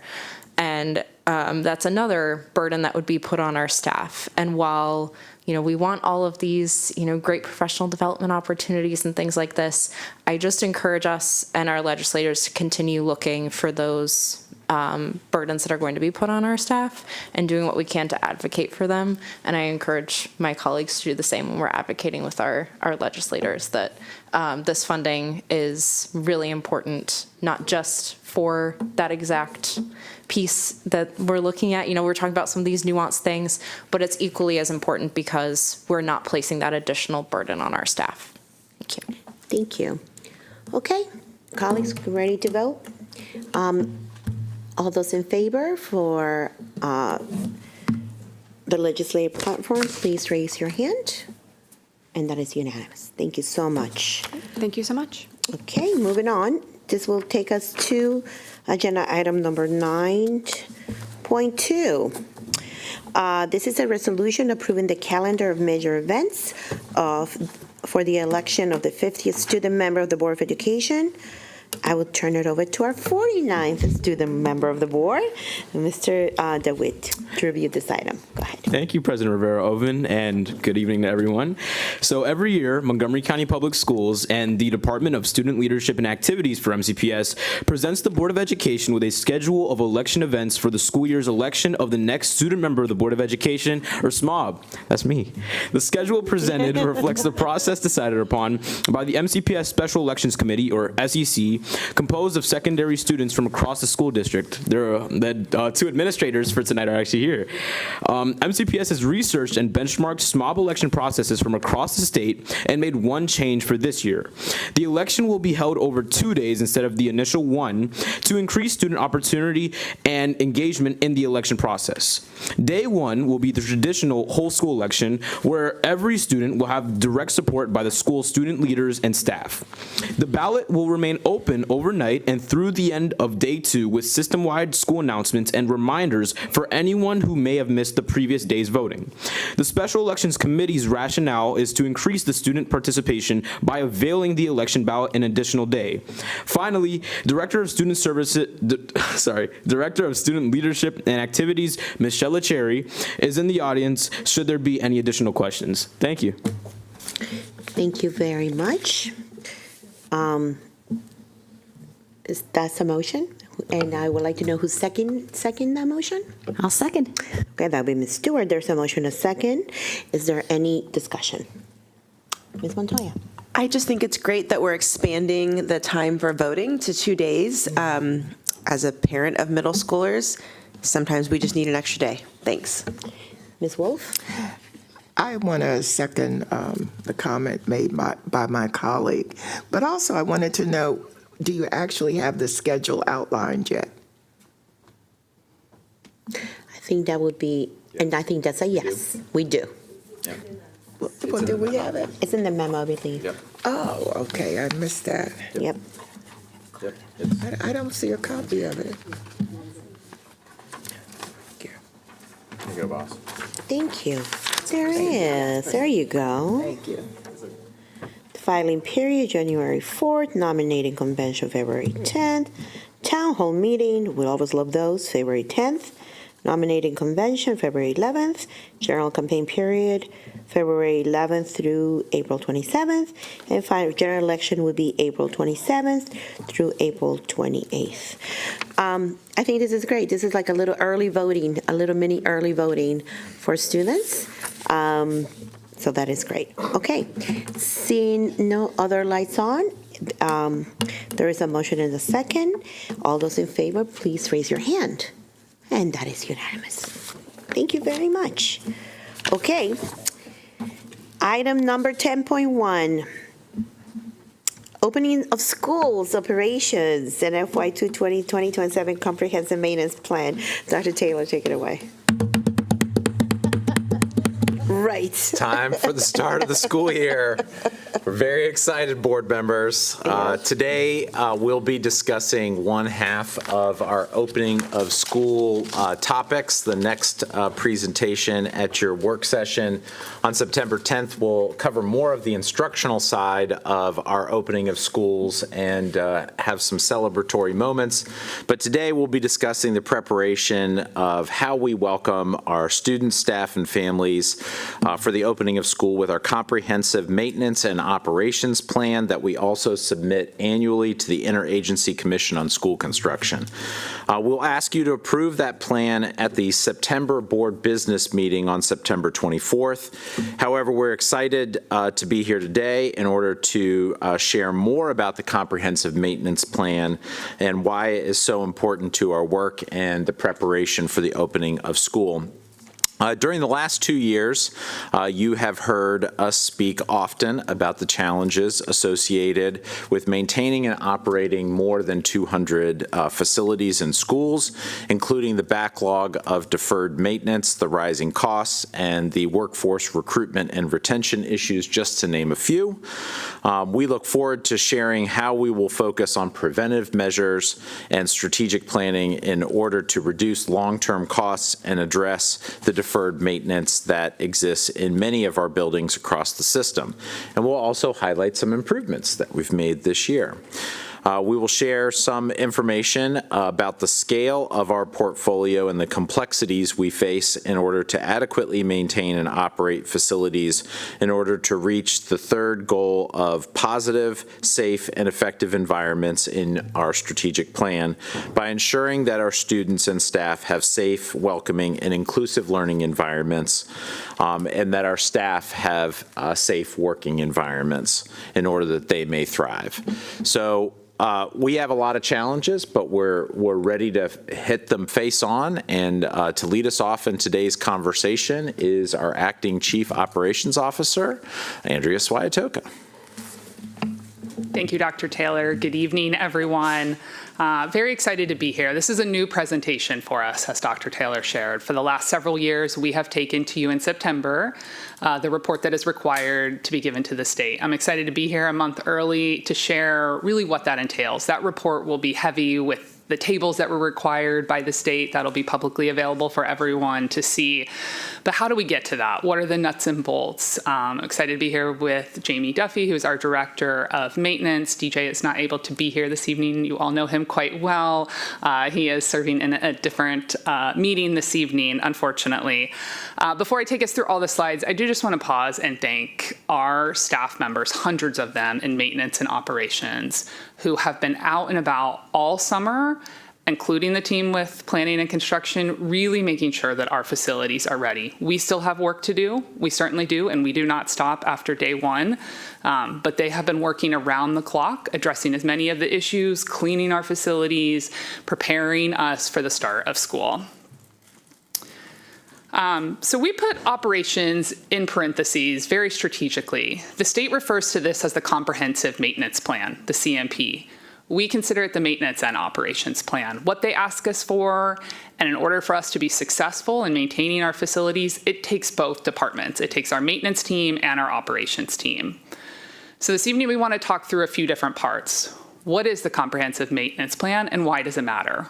What's the importance of it? How does that align with our strategic plan and other key programs that are run at the state level? I want to talk through the challenges of the scale of the portfolio that we need to maintain on a daily basis. How are we using data to drive those decisions and some of the improvements that we're going to work on over the course of the next year and years to come?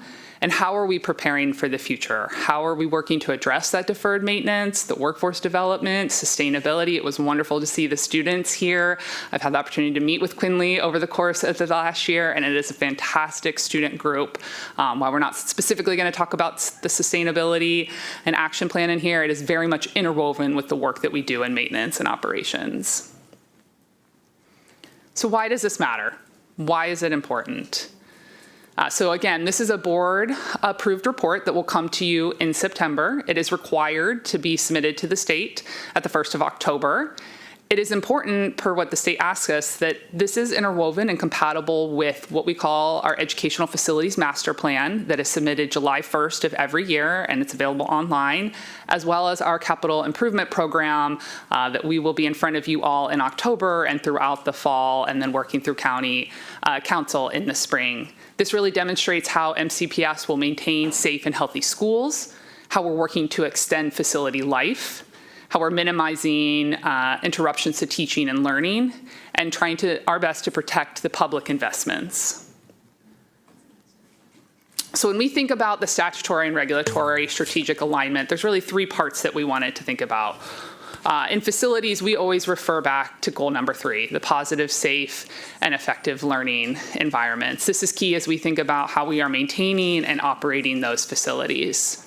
The state runs 2 different programs that you may or may not be aware of, and our maintenance and operation teams collaborate with them. They come into our facilities, they do different assessments. The first one I want to talk about is the statewide facilities assessment, or SFA. These are on the IAC's website. You're welcome for the public to look at more information. This is very similar to what we conducted, the facility condition assessments that you all recall, and our reports are online. They do a sampling of our portfolio and other LEAs every year. It is not as comprehensive as what we did. They take just a sampling of our facilities, but they're trying to gauge across the state what is the condition of those facilities. The other program that they run on an annual basis is called the MEA, the Maintenance Effectiveness Assessment. Each year, on average, they come into about 20 of our buildings, and they're looking at how are we maintaining, both from a maintenance and an operation. And then they give us a score. And again, there's a website online. It has every LEA on there. It has averages. It shows you year by year, since they've been running the program, how we've changed. And it's helping them identify where they can support LEAs, where they're looking for room for improvement. And it's helpful for us to take into account how we are running our programs. All right, so I wanted to talk through what's the reality of our current portfolio and really thinking through the scale and the data. And some of this is not necessarily new. We've talked a lot about this through the CIP, but framing it slightly different and a different lens, thinking about it from the maintenance and the operations standpoint. So over the course of the last 20 years, we have expanded our facilities. Just talking about active schools, we operate 238 facilities, but we really currently have 211 schools. We increased from 196 to 211 over the last 20 years. That added 6 million square feet that we now operate. With that, while we are past our peak enrollment at this time, we face the dual responsibility of maintaining a larger aging footprint while we are contracting that student body. So just because we might have that lower enrollment doesn't mean our square footage has gone down, and we are still responsible for maintaining that. What does that mean for our current reality? As we think about our core operational challenge in maintaining that 26 million square feet, and that's just for the 211, if you actually loop in the 238 facilities in total, it's closer to 28 million square feet that we are maintaining on a daily basis. It's increasing aging infrastructure. And we wanted to point out two really key points. The true maintenance burden is higher, and the fixed costs do not scale down with enrollment. And hopefully the next two diagrams illustrate that pretty well. So on the image on the left, scenario A, is showing if we're at full capacity in a building, we have your traditional systems, right? You have your HVAC system, you have your sprinkler system, often known as fire suppression system, you have all your basic plumbing systems, your electrical. When we have a lower enrolled facility and the utilization is less, which is scenario B on the right, we still have to operate and maintain those same systems. We still have to have the same number of sprinkler heads in a building, regardless of how many students we have in there. Most of this is driven by code and life safety requirements. We still have to have plumbing fixtures. This all takes manpower, our FTEs, time, labor to maintain these facilities. So while we might have seen a decrease in enrollment, we still have the responsibility to maintain this aging infrastructure. We've also talked a lot about over the course of the last year, what does that aging infrastructure really look like? With the 211 facilities, since 2007, we were an average of 24.6 years. We have changed and increased that to now the average age is 30 years.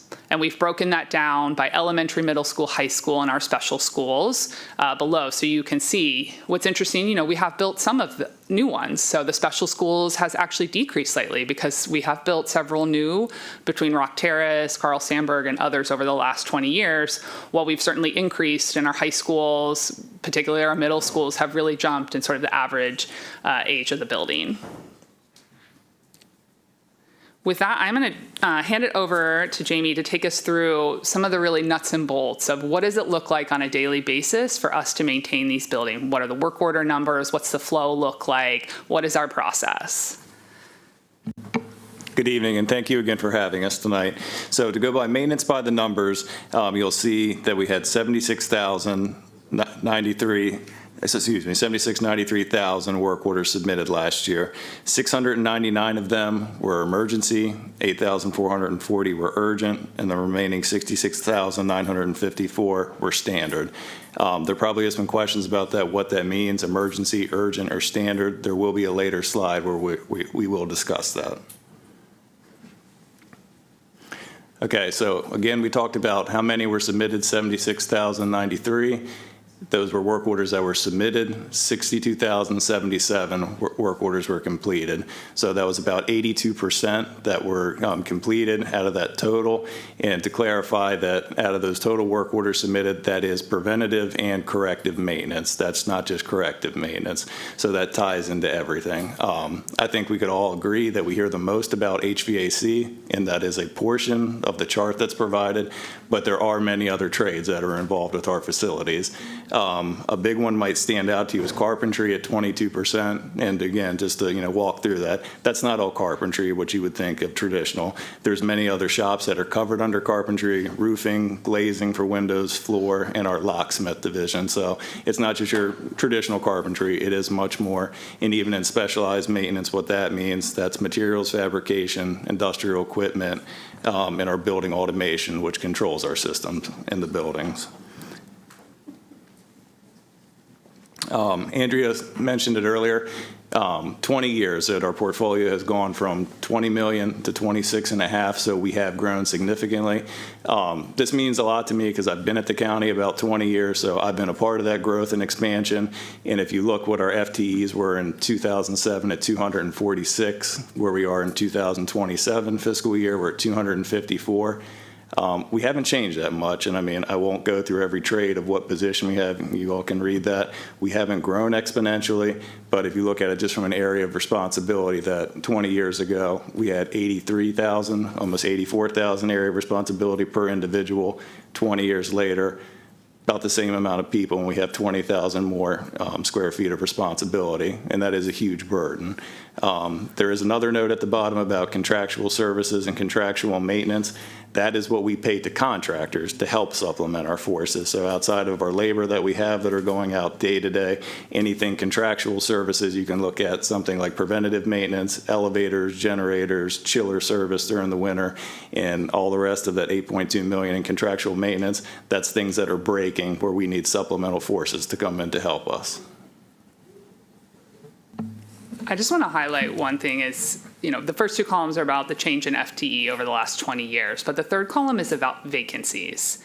And very candidly, this is an area where we struggle in. While we might have some of the positions, particularly, and I hate to always bring up HVAC, it is the area that we struggle the most in from a vacancy standpoint. That is a pretty average number. We have done a ton of recruiting. We are constantly coming up with creative ideas, not just for that trade, but all of the trade shops. The team's actually been out at the fair trying to recruit, along with some of our other operations divisions as well. But it's an area where we struggle. Even if we have the FTEs, it doesn't always mean that they're filled. And that places additional burden on the FTEs that are there and really trying to do the best they can getting to every school that needs them to address their work order. So does that mean like 25% of your workforce is missing? Specifically For in the HVAC. HVAC shop, yes, correct. Okay, I'm going to take us through this slide. So I think most people know, but over the course of the last year, we have been participating along with Montgomery Parks and Montgomery County Department of Transportation in an infrastructure work group along with county council staff. Their report will actually come out at the end of this month. So as part of that, we were asked to do some updates on what is our current deferred maintenance backlog and other reports. So you will see more of these in there for all three agencies, but I wanted to share a high level because of the facility condition assessments that we did over the course of last year, we had a ton of data that was provided to us. We were able to do some calculations. These are still very much estimates, and it changes every day, it increases. But we estimate right now that we have a $3 billion deferred maintenance backlog and growing every day. I know Dr. Shell wanted me to pause for that, but I'll go through the other three bullets, and then I can see him over there anxious about this. As do we, and as does our team. But a couple other things I wanted to point out through these calculations. So put the $3 billion aside. Let's say we were able to address that all, and we no longer had a deferred maintenance. If we just look at when systems need to be replaced, we need approximately $560 million annually in capital funds to address just regular annual maintenance replacements. So that's not your brand new Lellick or Burtonsville that we're opening this year. This is just for your HVAC projects, your restroom, your roof, a switchgear is your main electrical distribution in a building. It is that. For additional context, in the FY27 CIP, we are funded in those categories, when you look at those countywide line items, $122.6 million. Of the 560 that we believe we need to sort of stay on course on a regular basis. And again, that 560 are those countywide line items that you always see in the bottom of the table in the CIP. Those are in addition to us ideally opening 7 to 8 new elementary schools every year and 1 to 2 middle schools and a high school. So just wanted to frame that as sort of a larger picture. More detail on these numbers will be provided in spreadsheets as part of that infrastructure working group report, again, that will come out at the end of the month. And I guess every time we delay, it just keeps growing. It just keeps getting worse, but not just worse, but it also gets more expensive. Correct. Which is, can catch up. Okay, we're going to move into data and some of the changes that we are using and opportunity. And really, I love this question, and Jamie's going to take us through it. Where does my work order go? It's probably the question that I get the most of, what is a work order? You have a call center, where does it go? What happens? I think that's all the main question I've gotten today. So I'm gonna let Jamie take us through the next couple slides. Thank you, Andrea. And she's correct. I think I've heard in the last 3 weeks you have a call center. Not many people knew, but it is true, we do, and that's where they go. So there are a couple avenues for the schools' facilities to enter the work orders. They can submit it by using our our CMMS system for computerized maintenance, Asset Essentials, which was recently bought out by Siemens. They can submit it through the system, or they can simply pick up the call over the phone and call the call center. We talked about it earlier, how many emergency, urgent, and standard, what that means. If someone calls in or submits a work order that's an emergency, 24 hours is what we want to try and commit to go out to the school and address that need. When we talk about an emergency, we're talking HVAC system out in the entire building, massive water leak, electrical distribution issues in the building. I know some facilities think everything's an emergency, and you've seen our limitation of people, but we do try to make that commitment as best we can. An urgent work order that comes in, 3 days is our commitment. Those could be restrooms that are impacted, that it's not impacting the entire building, but certain wings of the school, and limited partial HVAC outages would be an example of that. And then when we get to our standard work order, that's a 15-day response time that we are trying to make our commitment to get out to the school and address that as quickly as possible, and hopefully next year have a better completion rate than we did this year. I just want to add in the bottom part. So we have had our current, what we call our CMMS, it's our work order system, for the last 3 years, going on our 4th year cycle. We are going to take this opportunity in FY27 to go out for a new request for proposal and take a look and see. This is something other school districts in the LEA, most of us use this one right now. There are some new needs that we have, new customer service side, that we want to make sure that we have the best system for our uses, both internally as a maintenance and operations team, as well as what is available for the public for viewing. And so we're going to take the course of this next year, reevaluate. There are new opportunities. Anne Arundel actually just in June went with a new company, and so really working and looking to make sure that we are utilizing the best software that's out there. Just very curious, it said non-poisonous, but if it's poisonous, then that's urgent? Yes. I will hope. Yes. I will hope that it goes It goes up to emergency. It goes to emergency. I will hope so. And I want to clarify that the hours and the days on here, our commitment to try to get a staff member out there. Oftentimes it requires a part. So we commit to trying to have someone out there, but then we oftentimes need a part that we don't always have, and we are reliant on that manufacturer or depending on what the issue is. So this is not meant to be addressed within those 15 days, but come out, identify what the issue, make sure it's actually the right team. That sometimes we send a plumber and it actually should have been someone on the HVAC team, and we need to flip who it was assigned to. Isn't it true that that's becoming more and more difficult to get some of these parts? 100%. Things are obsolete. Yes. Because of the age of some of our systems, right? Yes. Okay. Thank you, Andrea. All right, so there is a process that we talked about, that the new request will come in through our system, or it'll be called in. That would be a new request that is gone through by the call center technicians. At that time, they will review the ticket, because the school is setting the priority if it's emergency, urgent, or standard, and we have the liberty, to make changes to that, or at a shop level when the supervisor approves it. So after they review it, it goes into pending approval. The shop, wherever it goes, HVAC, plumbing, electrical, they will review that. They will put it into progress, and that kind of goes back to what Andrea said, based on priority. We may be out there within that 3 days or 15 days, but depending on the nature of the problem, do we need a part? So we would put that status and parts on order, which the school would automatically get an email telling them, hey, we were out there, here's some comments, the part's on order, and hopefully we can provide a date, because sometimes, if it's an obsolescence issue, yes, we're not going to be able to give a date. It's going to turn into something bigger, but lead time also is a big struggle that we have with many manufacturers right now. If it's on hold for some reason, it may go into a further review. If we're talking with construction, if it would become a PLAR or CIP project, we'll defer that to them and have some consideration to put that on their list based on the failure of the equipment, or it could be reassigned. Andrea said also, if it comes to the shop for a roof leak, sometimes we get them, it's on the first floor, it's probably not a roof leak. We need the plumber out there. So we would transfer the shop again, which can cause delay, unfortunately. And again, if we go to deferred status, that could also be going to a bigger CIP project or PLAR.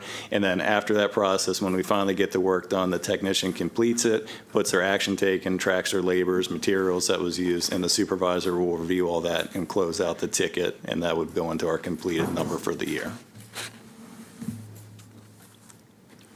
Operational emergency closures. We only report to the state, what impacted the entire facility and closed. So you'll see 16 up there.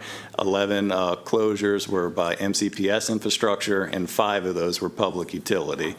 Some things are out of our control, and some things do reside within our building. So those are our reporting factors that the state mandates. But I also sit here and acknowledge too, we do have isolated incidents in the building where students have to be shifted to other classrooms. We do track it, especially if it's an insurance claim. We do have a tracking sheet for that, but that is a non-reportable issue that we do not send on to the state at this time. I'll give a real example to Waters Landing, had a leak at the end of June. Community's aware. We sent a letter to them on Friday, and sometimes things flood. And so we've had to pivot with the school leadership and find a different opportunity for physical education to start the school year while we replace the entire gym floor. So while that doesn't show up in the state's requirement, those are significant operational impacts that the schools really face. I was just sharing with Dr. Taylor that Waters Landing has a leak every week. It just kind of moves around, we fix it, and then it just makes a whole full circle again every year, and then we start. I wish I could say they were the only one. Ironically, it was Waters Landing, and it was on Father's Day. I remember very well that day. Moving to reactive to predictive maintenance. So we talked about the work orders, that 76,000, that is combined. That is preventative maintenance and reactive maintenance. I am the Department of Maintenance. I oversee that. So most of what we do is on the reactive side in the buildings. Majority is contractual service that we do on our larger equipment. So I am very excited with Mr. Crable being nominated for the Director of Operations. He and I will have a very close relationship because our preventative maintenance technicians and specialists do reside underneath the operations side of the house, and that is our day-to-day boots on the ground who are in the buildings greasing, changing filters, your day-to-day maintenance needs, where we want to get to a point where we're not 80% reactive. We want to get that number flipped where most of our maintenance is predictive, preventative, so our equipment does last the full life expectancy that it's supposed to. So, we know we have our challenges of what, money permits on, from a capital replacement plan, but, we have the understanding that we have to do a better job and work closely with operations to make sure those activities are going on every day. So I wanted to take us through the last section, preparing for the future. And some of this is really exciting. Certainly we have a long way to go. But I wanted to start with an exciting one, our apprenticeship opportunity. This past school year, we had 2 students, Oliver and Jackson, and I told them when we took this photo, you should pay attention to the board meeting because you might end up in a presentation. So I truly hope that they are watching. They have graduated, and very exciting that they both have fantastic jobs right out of high school with well-known electrical companies. They serviced in our Bethesda, in our Down County Service Center all year. They worked a half day with us 4 days a week and worked alongside the 2 other gentlemen in the photo in our maintenance team. I'm excited that we're going to be able to expand that this year. We conducted interviews with current high school or rising high school students. We have offered apprenticeship to 3 this year, and 1 will be in each of our service centers in the Clarksburg, Bethesda, and Randolph. It's a fantastic program. We will work alongside, and I hope, I think this gives a really great perspective for our high school students. Also very exciting. Tomorrow we're going to celebrate 3 schools. We're showing the 2 elementary schools here of Burtonsville Elementary and Joanne Lelick Elementary. We're excited to have these brand new schools. I have been to them this week. The staff are unpacking. It's a little crazy, like with any new construction, and they're learning the new building, and there's boxes everywhere and final pieces going up, but the staff are excited. They are in their building, they are setting up, and we are going to celebrate them tomorrow. In addition to Poolesville High School, that has been a phase project over multiple years. We had the final phase open mid-year last year, so they are officially done, and we are going to celebrate them at the end of the day tomorrow. In addition to those 3 projects, we also, every summer, do hundreds, and this is a very short list. These are some of the biggest ones we have done, but we are doing hundreds of smaller countywide capital projects over the 9 weeks that we have in the summer.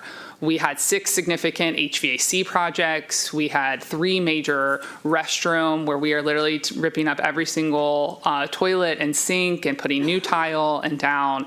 And I want to thank the staff and the leadership at these schools. When we come in for construction, this is a lot of work that we are doing in a very short window. Most people are coming back to our building service, cleaning the facility, right, where there isn't construction and their rooms are all ready. Construction is messy. It's a short window, and we appreciate everyone's patience as we wrap up the construction at these projects and get ready for our students to return on Monday. It's exciting to, at least, I know we wish we all had more money to do more capital projects, but it's great to be able to do this amount of projects in the summer, that we can. Also wanted to share, we've talked about this a number of times. 2 weeks ago, we opened the Facility Advisory Committee application. It's been open for 2 weeks. We are keeping it open until September 4th. Just to remind everyone, this is in the FAARA regulation where we are really trying to tap our wealth of experience and knowledge related to long-term facility planning issues and strategies. So on our website, you can also use this QR code. It's a really short, simple application. We are looking for interested expertise and professionals to be a part of this committee to help work with our planning and construction team to help drive this 10 to 15 year timeframe and framework as we think about the long term of our portfolio. And finally, we want to end with just sort of the short-term and long-term priorities. And again, in the report that you'll receive, there's a lot more detail on all of this, but wanted to break it down into 5 different areas. One of the first area that's important to us is enhancing our workforce capabilities. So that includes thinking more about our technical and safety training. We have trainers on both the maintenance and the operations side. What is our continued increase in our recruitment and our retention strategy? We shared the excitement of the student apprenticeship program, but additional career pathways. We also want to continue to figure out the best way to address the deferred maintenance. Unlikely we're just going to get a drop in the bucket of the $3 billion. So what do we do instead to help address some of that? What are some of the priorities? How do we do some of the operational risks? What are our long-term plans? We want to, as Jamie mentioned, we want to strengthen our preventative maintenance program that really falls under the operations team but works closely with the maintenance team. Increasing our cost and budget constraints. This continues to be a challenge for us. How do we consider the fixed costs regardless of the enrollment decline? And then leveraging technology and the data analytics. Again, thinking about what is that work order system? How do we best utilize it both internally and externally to help us prioritize? How do we get more of our building service and custodial tasks in there as well to just overall improve the way that we maintain and operate our facilities? And with that, same slide from the beginning, happy to answer any questions that you all have. So before we go to questions, I do want to add that part of this is about our preparation for the start of the school year.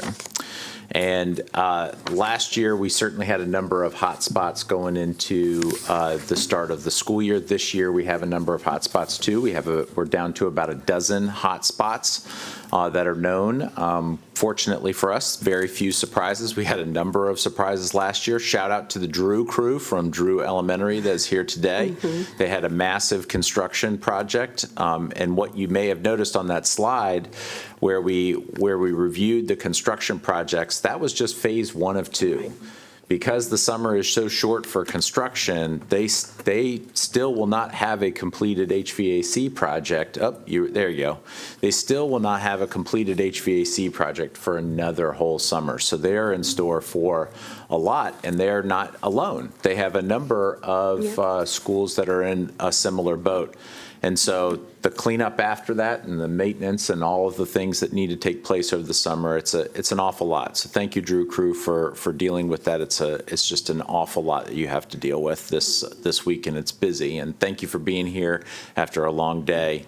And you're not alone. Throughout the county, we have a number of hot spots that we're watching and trying to maintain some open lines of communication with not just our staff, but also our parents and the kids that are coming next week. Our goal, of course, always is to shorten that. This largely is resource dependent, so one of the challenges that we're going to continue to face is how we marshal resources, because even if we did win a $1 billion Powerball, that would cover a third. I tried, I really of where did. we are. So we have a long way to go, and that this won't be solved in one fell swoop. We really do need to have incremental planning over more than a decade to get us dug out of this hole that we're in right now, which is very significant. Okay. With that, Ms. Zimmerman? Thank you. And I kind of have a question related to what you're talking about with these kind of hot spots. And I think what would be helpful when you're talking about, a project that was completed in this list, right, that we can see these. But I could guess that maybe they're not all complete. Like, I understand phase 1 of 2, but complete in the sense of, have we completed phase 1? And part of me is saying that must not be true, because I'm pretty sure you guys were outside for your PD today. Yeah. So I wonder about the practical elements of this and completing all of these. And I feel like I keep pulling on that thread of we're placing some additional burden on our staff here. So what other hotspots are there? What other things are coming up? Most definitely. We have about a dozen, and we've shared that with the board and with the communities themselves, and it's absolutely an imposition. There's a very tight timeline. I think we're down to 8 weeks of functional work in the summertime, and these projects are a lot longer than that. So it's condensed, it's weekends, it's the full week, it's everything, and then we have to marshal support for cleaning and getting everything else up to speed. So it's going to be a mad dash to the finish line on Monday just to get everything prepared, and it's a huge imposition on our staff. Thank you. Ms. Montoya. Thank you. So I know that remedying these very significant challenges that we have is basically a two-prong, right? We have to have the funding and we have to have the staff. There's only so much we can do about the funding, especially given that it's such a large amount. But in terms of the staff, have we considered or started working with potentially the unions for these various industries? Because a lot of them have their own training programs. So in addition to obviously providing, union support for people who are already employees, they also have training programs. And I'm sure they would be happy to work with us to help their own trainees find jobs as well, right? So there could be a mutual reciprocity there. Yes, I'll let Jamie elaborate. Yes, we try to work with all of the different industry partners. I will say candidly, it's the pay that we struggle with. And so they are fantastic. They give us great resources, suggestions, where to maybe advertise. We tried some radio advertisements this year. How do we work through some of that? And so we do have a close collaboration with them, but we just struggle getting interest in bringing people in. Thank you. Ms. Wolf? I want to thank you for the work you've done. It's very tough, and thank you for stepping up at this time. My question is about public-private partnerships. Have we abandoned that as a possibility, the P3 idea? Not at all, and we're actually very, very high on that as a possibility. We did budget for a P3 consultant in our CIP. It was not funded. We will come back with that request again for just what you're saying. One of the things that made our hotspot list only a dozen schools and not 36 schools like it was last year was the fact that we did have some private contractors also supplement our workforce to help with us to get the start of the school year rolling. Without that, it would have been a much longer list than where we are today. But I think that is going to be a big part of our future, is having that public-private partnership arrangement just to get us from point A to point B, really. Thank you. Ms. Sylvester? Yeah, so, I'm happy to see that you're doing apprenticeships. I think Grow Your Own is what we need to focus on to give our young people the training and opportunities, the first job experience. So I'd love to see a lot more of that in the different fields. Also excited to see about potential work order transparency. I know our families walk into a building and they see things and they say, oh, that work order was placed, but they have no idea when that will be resolved. So I look forward to a system that will allow us to do that more, if I'm understanding that correctly, that's something that could come. And then just the contractual services amounts, we have 3.5 million contractual services and 8.2 contractual maintenance. So that is to offset the vacancies that we have in the chart above. Is that correct? It's not just vacancies. So it serves other things, like an elevator, for instance. We have one FTE that runs around, does a fantastic job, but he's not necessarily going to be the one to actually service. Most of our elevators are proprietary, so they require us going directly to that company and vendor. So it's even set aside for things like that, where we truly just can't have our own FTE do it. It requires a specific company. We have a liaison who's managing it and working with those vendors. Some of it's used to supplement, but some of it is truly just our team doesn't do those particular projects. And I'm so glad you said the P word, proprietary. This is a good cautionary tale to tell, because having over 200 facilities that have different construction approaches and different themes, over the years we have made cost-conscious choices or choices to go with options that have proprietary options. And unfortunately, when that happens and you don't have like systems across the district, you then have to contract a specific vendor to come and deal with your specific system that has proprietary technology or unique technology that is unlike the technology in other parts of the county. This is a definitely something that we are looking at as far as our future planning, to make sure that our systems are accessible by our workforce and that we have to rely less on individual companies to serve the same purpose. We could have an HVAC system or even a door locking mechanism or a whole host of things that are unique. Elevators are a great example, where if you have one brand of one type of elevator and one installation methodology, we are reliant on that brand, that installation technology, and that service for life until it's replaced with a system that is similar to other systems that we can service. So this is a way that we can cut costs moving forward and also improve operational efficiency by having our own workforce be able to handle more of those things without relying more on outside vendors. So I think my question is going to be, why don't we have more apprenticeships in these areas? Or what gets in the way, or how can we?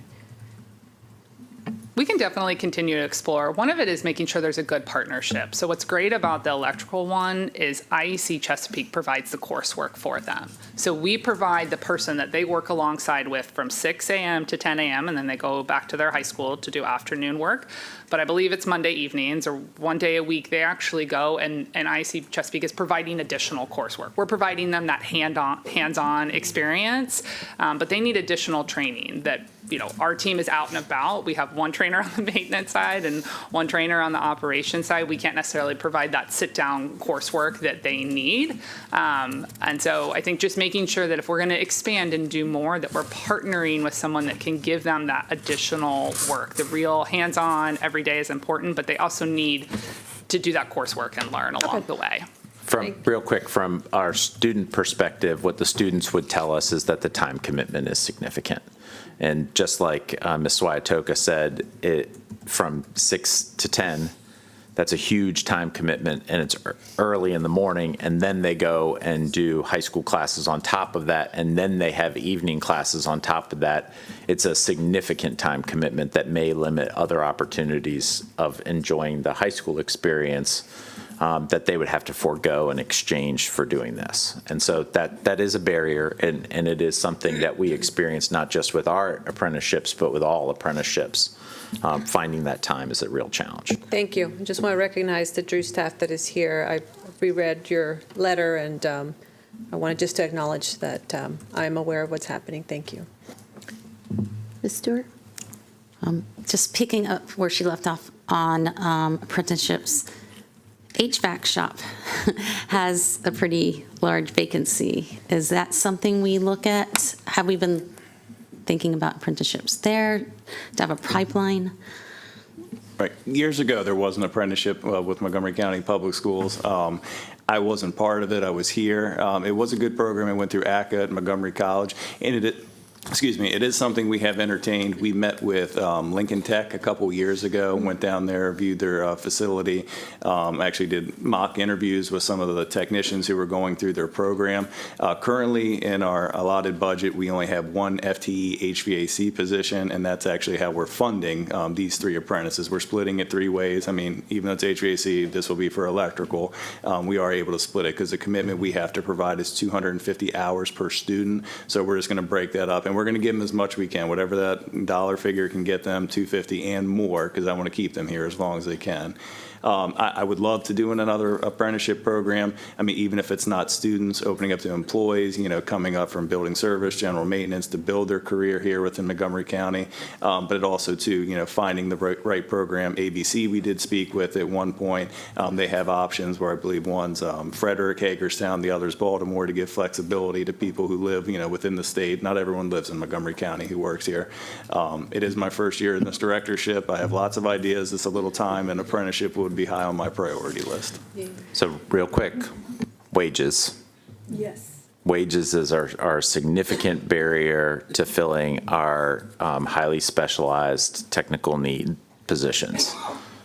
Yes, wages is a huge disparity for us right now. As great as Montgomery County is with benefits, retirement, personal time off, the private sector is getting very competitive. One of our contractors was very candid with us this year on Sligo Middle School that they just did not have the manpower to get the job done in what was originally slated as a 2-phase project. Right. They did request 3, and I appreciate that because, I mean, as we know, we're running up against the wall right now with students coming back, and I would say probably our biggest competitor for trades right now is data centers. That is pulling the labor industry down. It's flocking. They are paying way over scale, whether it's union, non-union. A lot of the workers that we had at White Oak, they were steam fitters, pipe fitters from Louisiana, Kentucky, all the way up to upstate New York, just trying to get that labor draw because this DMV is in Northern Virginia right now doing data center. That is our biggest burden right now, along with wages. It's a lot of challenges, but hopefully we can build that pipeline at some point. Maybe someone wants to stay here in Montgomery County. The other question I have is about page 14, the amount of deferred maintenance. Back in 2024, a report came out on February 8th, and it was about $1.1 billion, and now we're like 2.5 years later, and it's $3 billion. So is this a trend? Is this because we found more maybe than what we did in that previous report, or is this literally the trend from? Yeah, so I tried to dig pretty hard into that number. That number predates me, but to try to figure out how that number was calculated. From what I could gather, that number was created based on actually what we were funded for, which is not what deferred maintenance is. it is truly, what do we have outstanding from a maintenance backlog? And so I worked closely, again, because this is going to be published in the County Council report for the infrastructure work group, to understand where that number was generated from. And again, without having the actual data behind it, that is the best that we could come up with. And so I think this is a far more accurate representation of where we are today. Okay, that makes more sense to me because that's an awfully large jump, and it's always better to get accurate numbers so we know where we're at. And that infrastructure work group, in my opinion, is so important. And also there's this funding work group. I'm looking forward to the final report from County Council on that. And my last just quick point is I just want to stay on this slide, 23. There's some projects on here that are so important. I just want to thank you for working on them this summer and getting them done, because I think we all can see some familiar schools on here that we've heard from in the past. And I'm really hoping, but more than hope, but I believe that these schools will be in a better place this coming year. And I did take a picture of the Drew signs, and I look forward to hearing how we can help the staff out there. Thank you. Okay, thank you to my colleagues. So the last comment that I'd like to make is this. Just like Drew Elementary School, at least in my district, I'm looking at Masunaga and Longview, and as many of you know, Longview has children with very specific needs and limitations. I can tell you that graduation was hot because literally the HVAC just went bye-bye. And so I'm looking at a lot of these, and in my opinion, these are urgent. And then I'm looking about the ADA upgrades, which are great, but I'm also looking at all the elevators. To me, that's also an ADA issue. So I will be like, those are both. And I know I had shared with Dr. Taylor of one of the schools that actually there was an issue that the elevator was not working in my district in a fairly new school, which was a little bit disturbing to me. But then when you look at page 18, the closures, the effect that it has on academic achievement, and the correlation to closing schools because, not to inclement weather, but because, we should not be having anybody in that school with, without HVAC or without heating, right? That has a clear impact on our kids. I don't know how many of those were repeat offenders out of the 16, or, how many hours, and that's without really also the disturbing of, I'll just use what is lending, of moving classrooms, taking the time that it takes. So you're not going to be teaching, you're going to be missing that math class because you're moving now down the hallway to either the library and so on. So I think we all recognize the dire need. It is my hope that my colleagues and our counterparts at the council see that. And when you look at those numbers, which I said, we're never going to catch up because when we're doing the urgent things, but then the other things in a year or two are also going to become urgent. And then they're going to become more expensive. So I hope the advocacy of parents like our parents from Drew and other parents who could not be here today from other schools really is taken also to those folks who make the decisions on our funding. This is not, we cannot make up these numbers. When people say, you guys get so much money, we have 213 schools, and a lot of them have been in need of infrastructure changes for a long, long time, and that was just not done. And just replacing a partial roof in a high school is in the millions of dollars. So I just want to say thank you to the team for giving us a very clear, realistic view, and also to the changes we have made to be able to track. You know, when people used to say, what does my work order go? Like when I think Ms. Young and I joined the board, it was like, you know, it's like the cloud. Like, where does it go? What magical place does it go?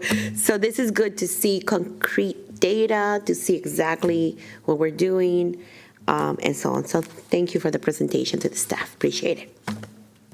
Okay. Moving on, so we are in item 11. So these are several information items that are included in the board's packet. No actions required, just for my colleagues to know the board on these items. And then I'm going to move to item number 12. And I will please entertain a motion. Move to adjourn. Mr. Dowd, this is going to be your most exciting time of the agenda for you. Is there a second? Okay, there's a motion and a second. All those in favor, please raise your hand. Okay, thank you very much. That's unanimous. Appreciate it. Safe travels to all.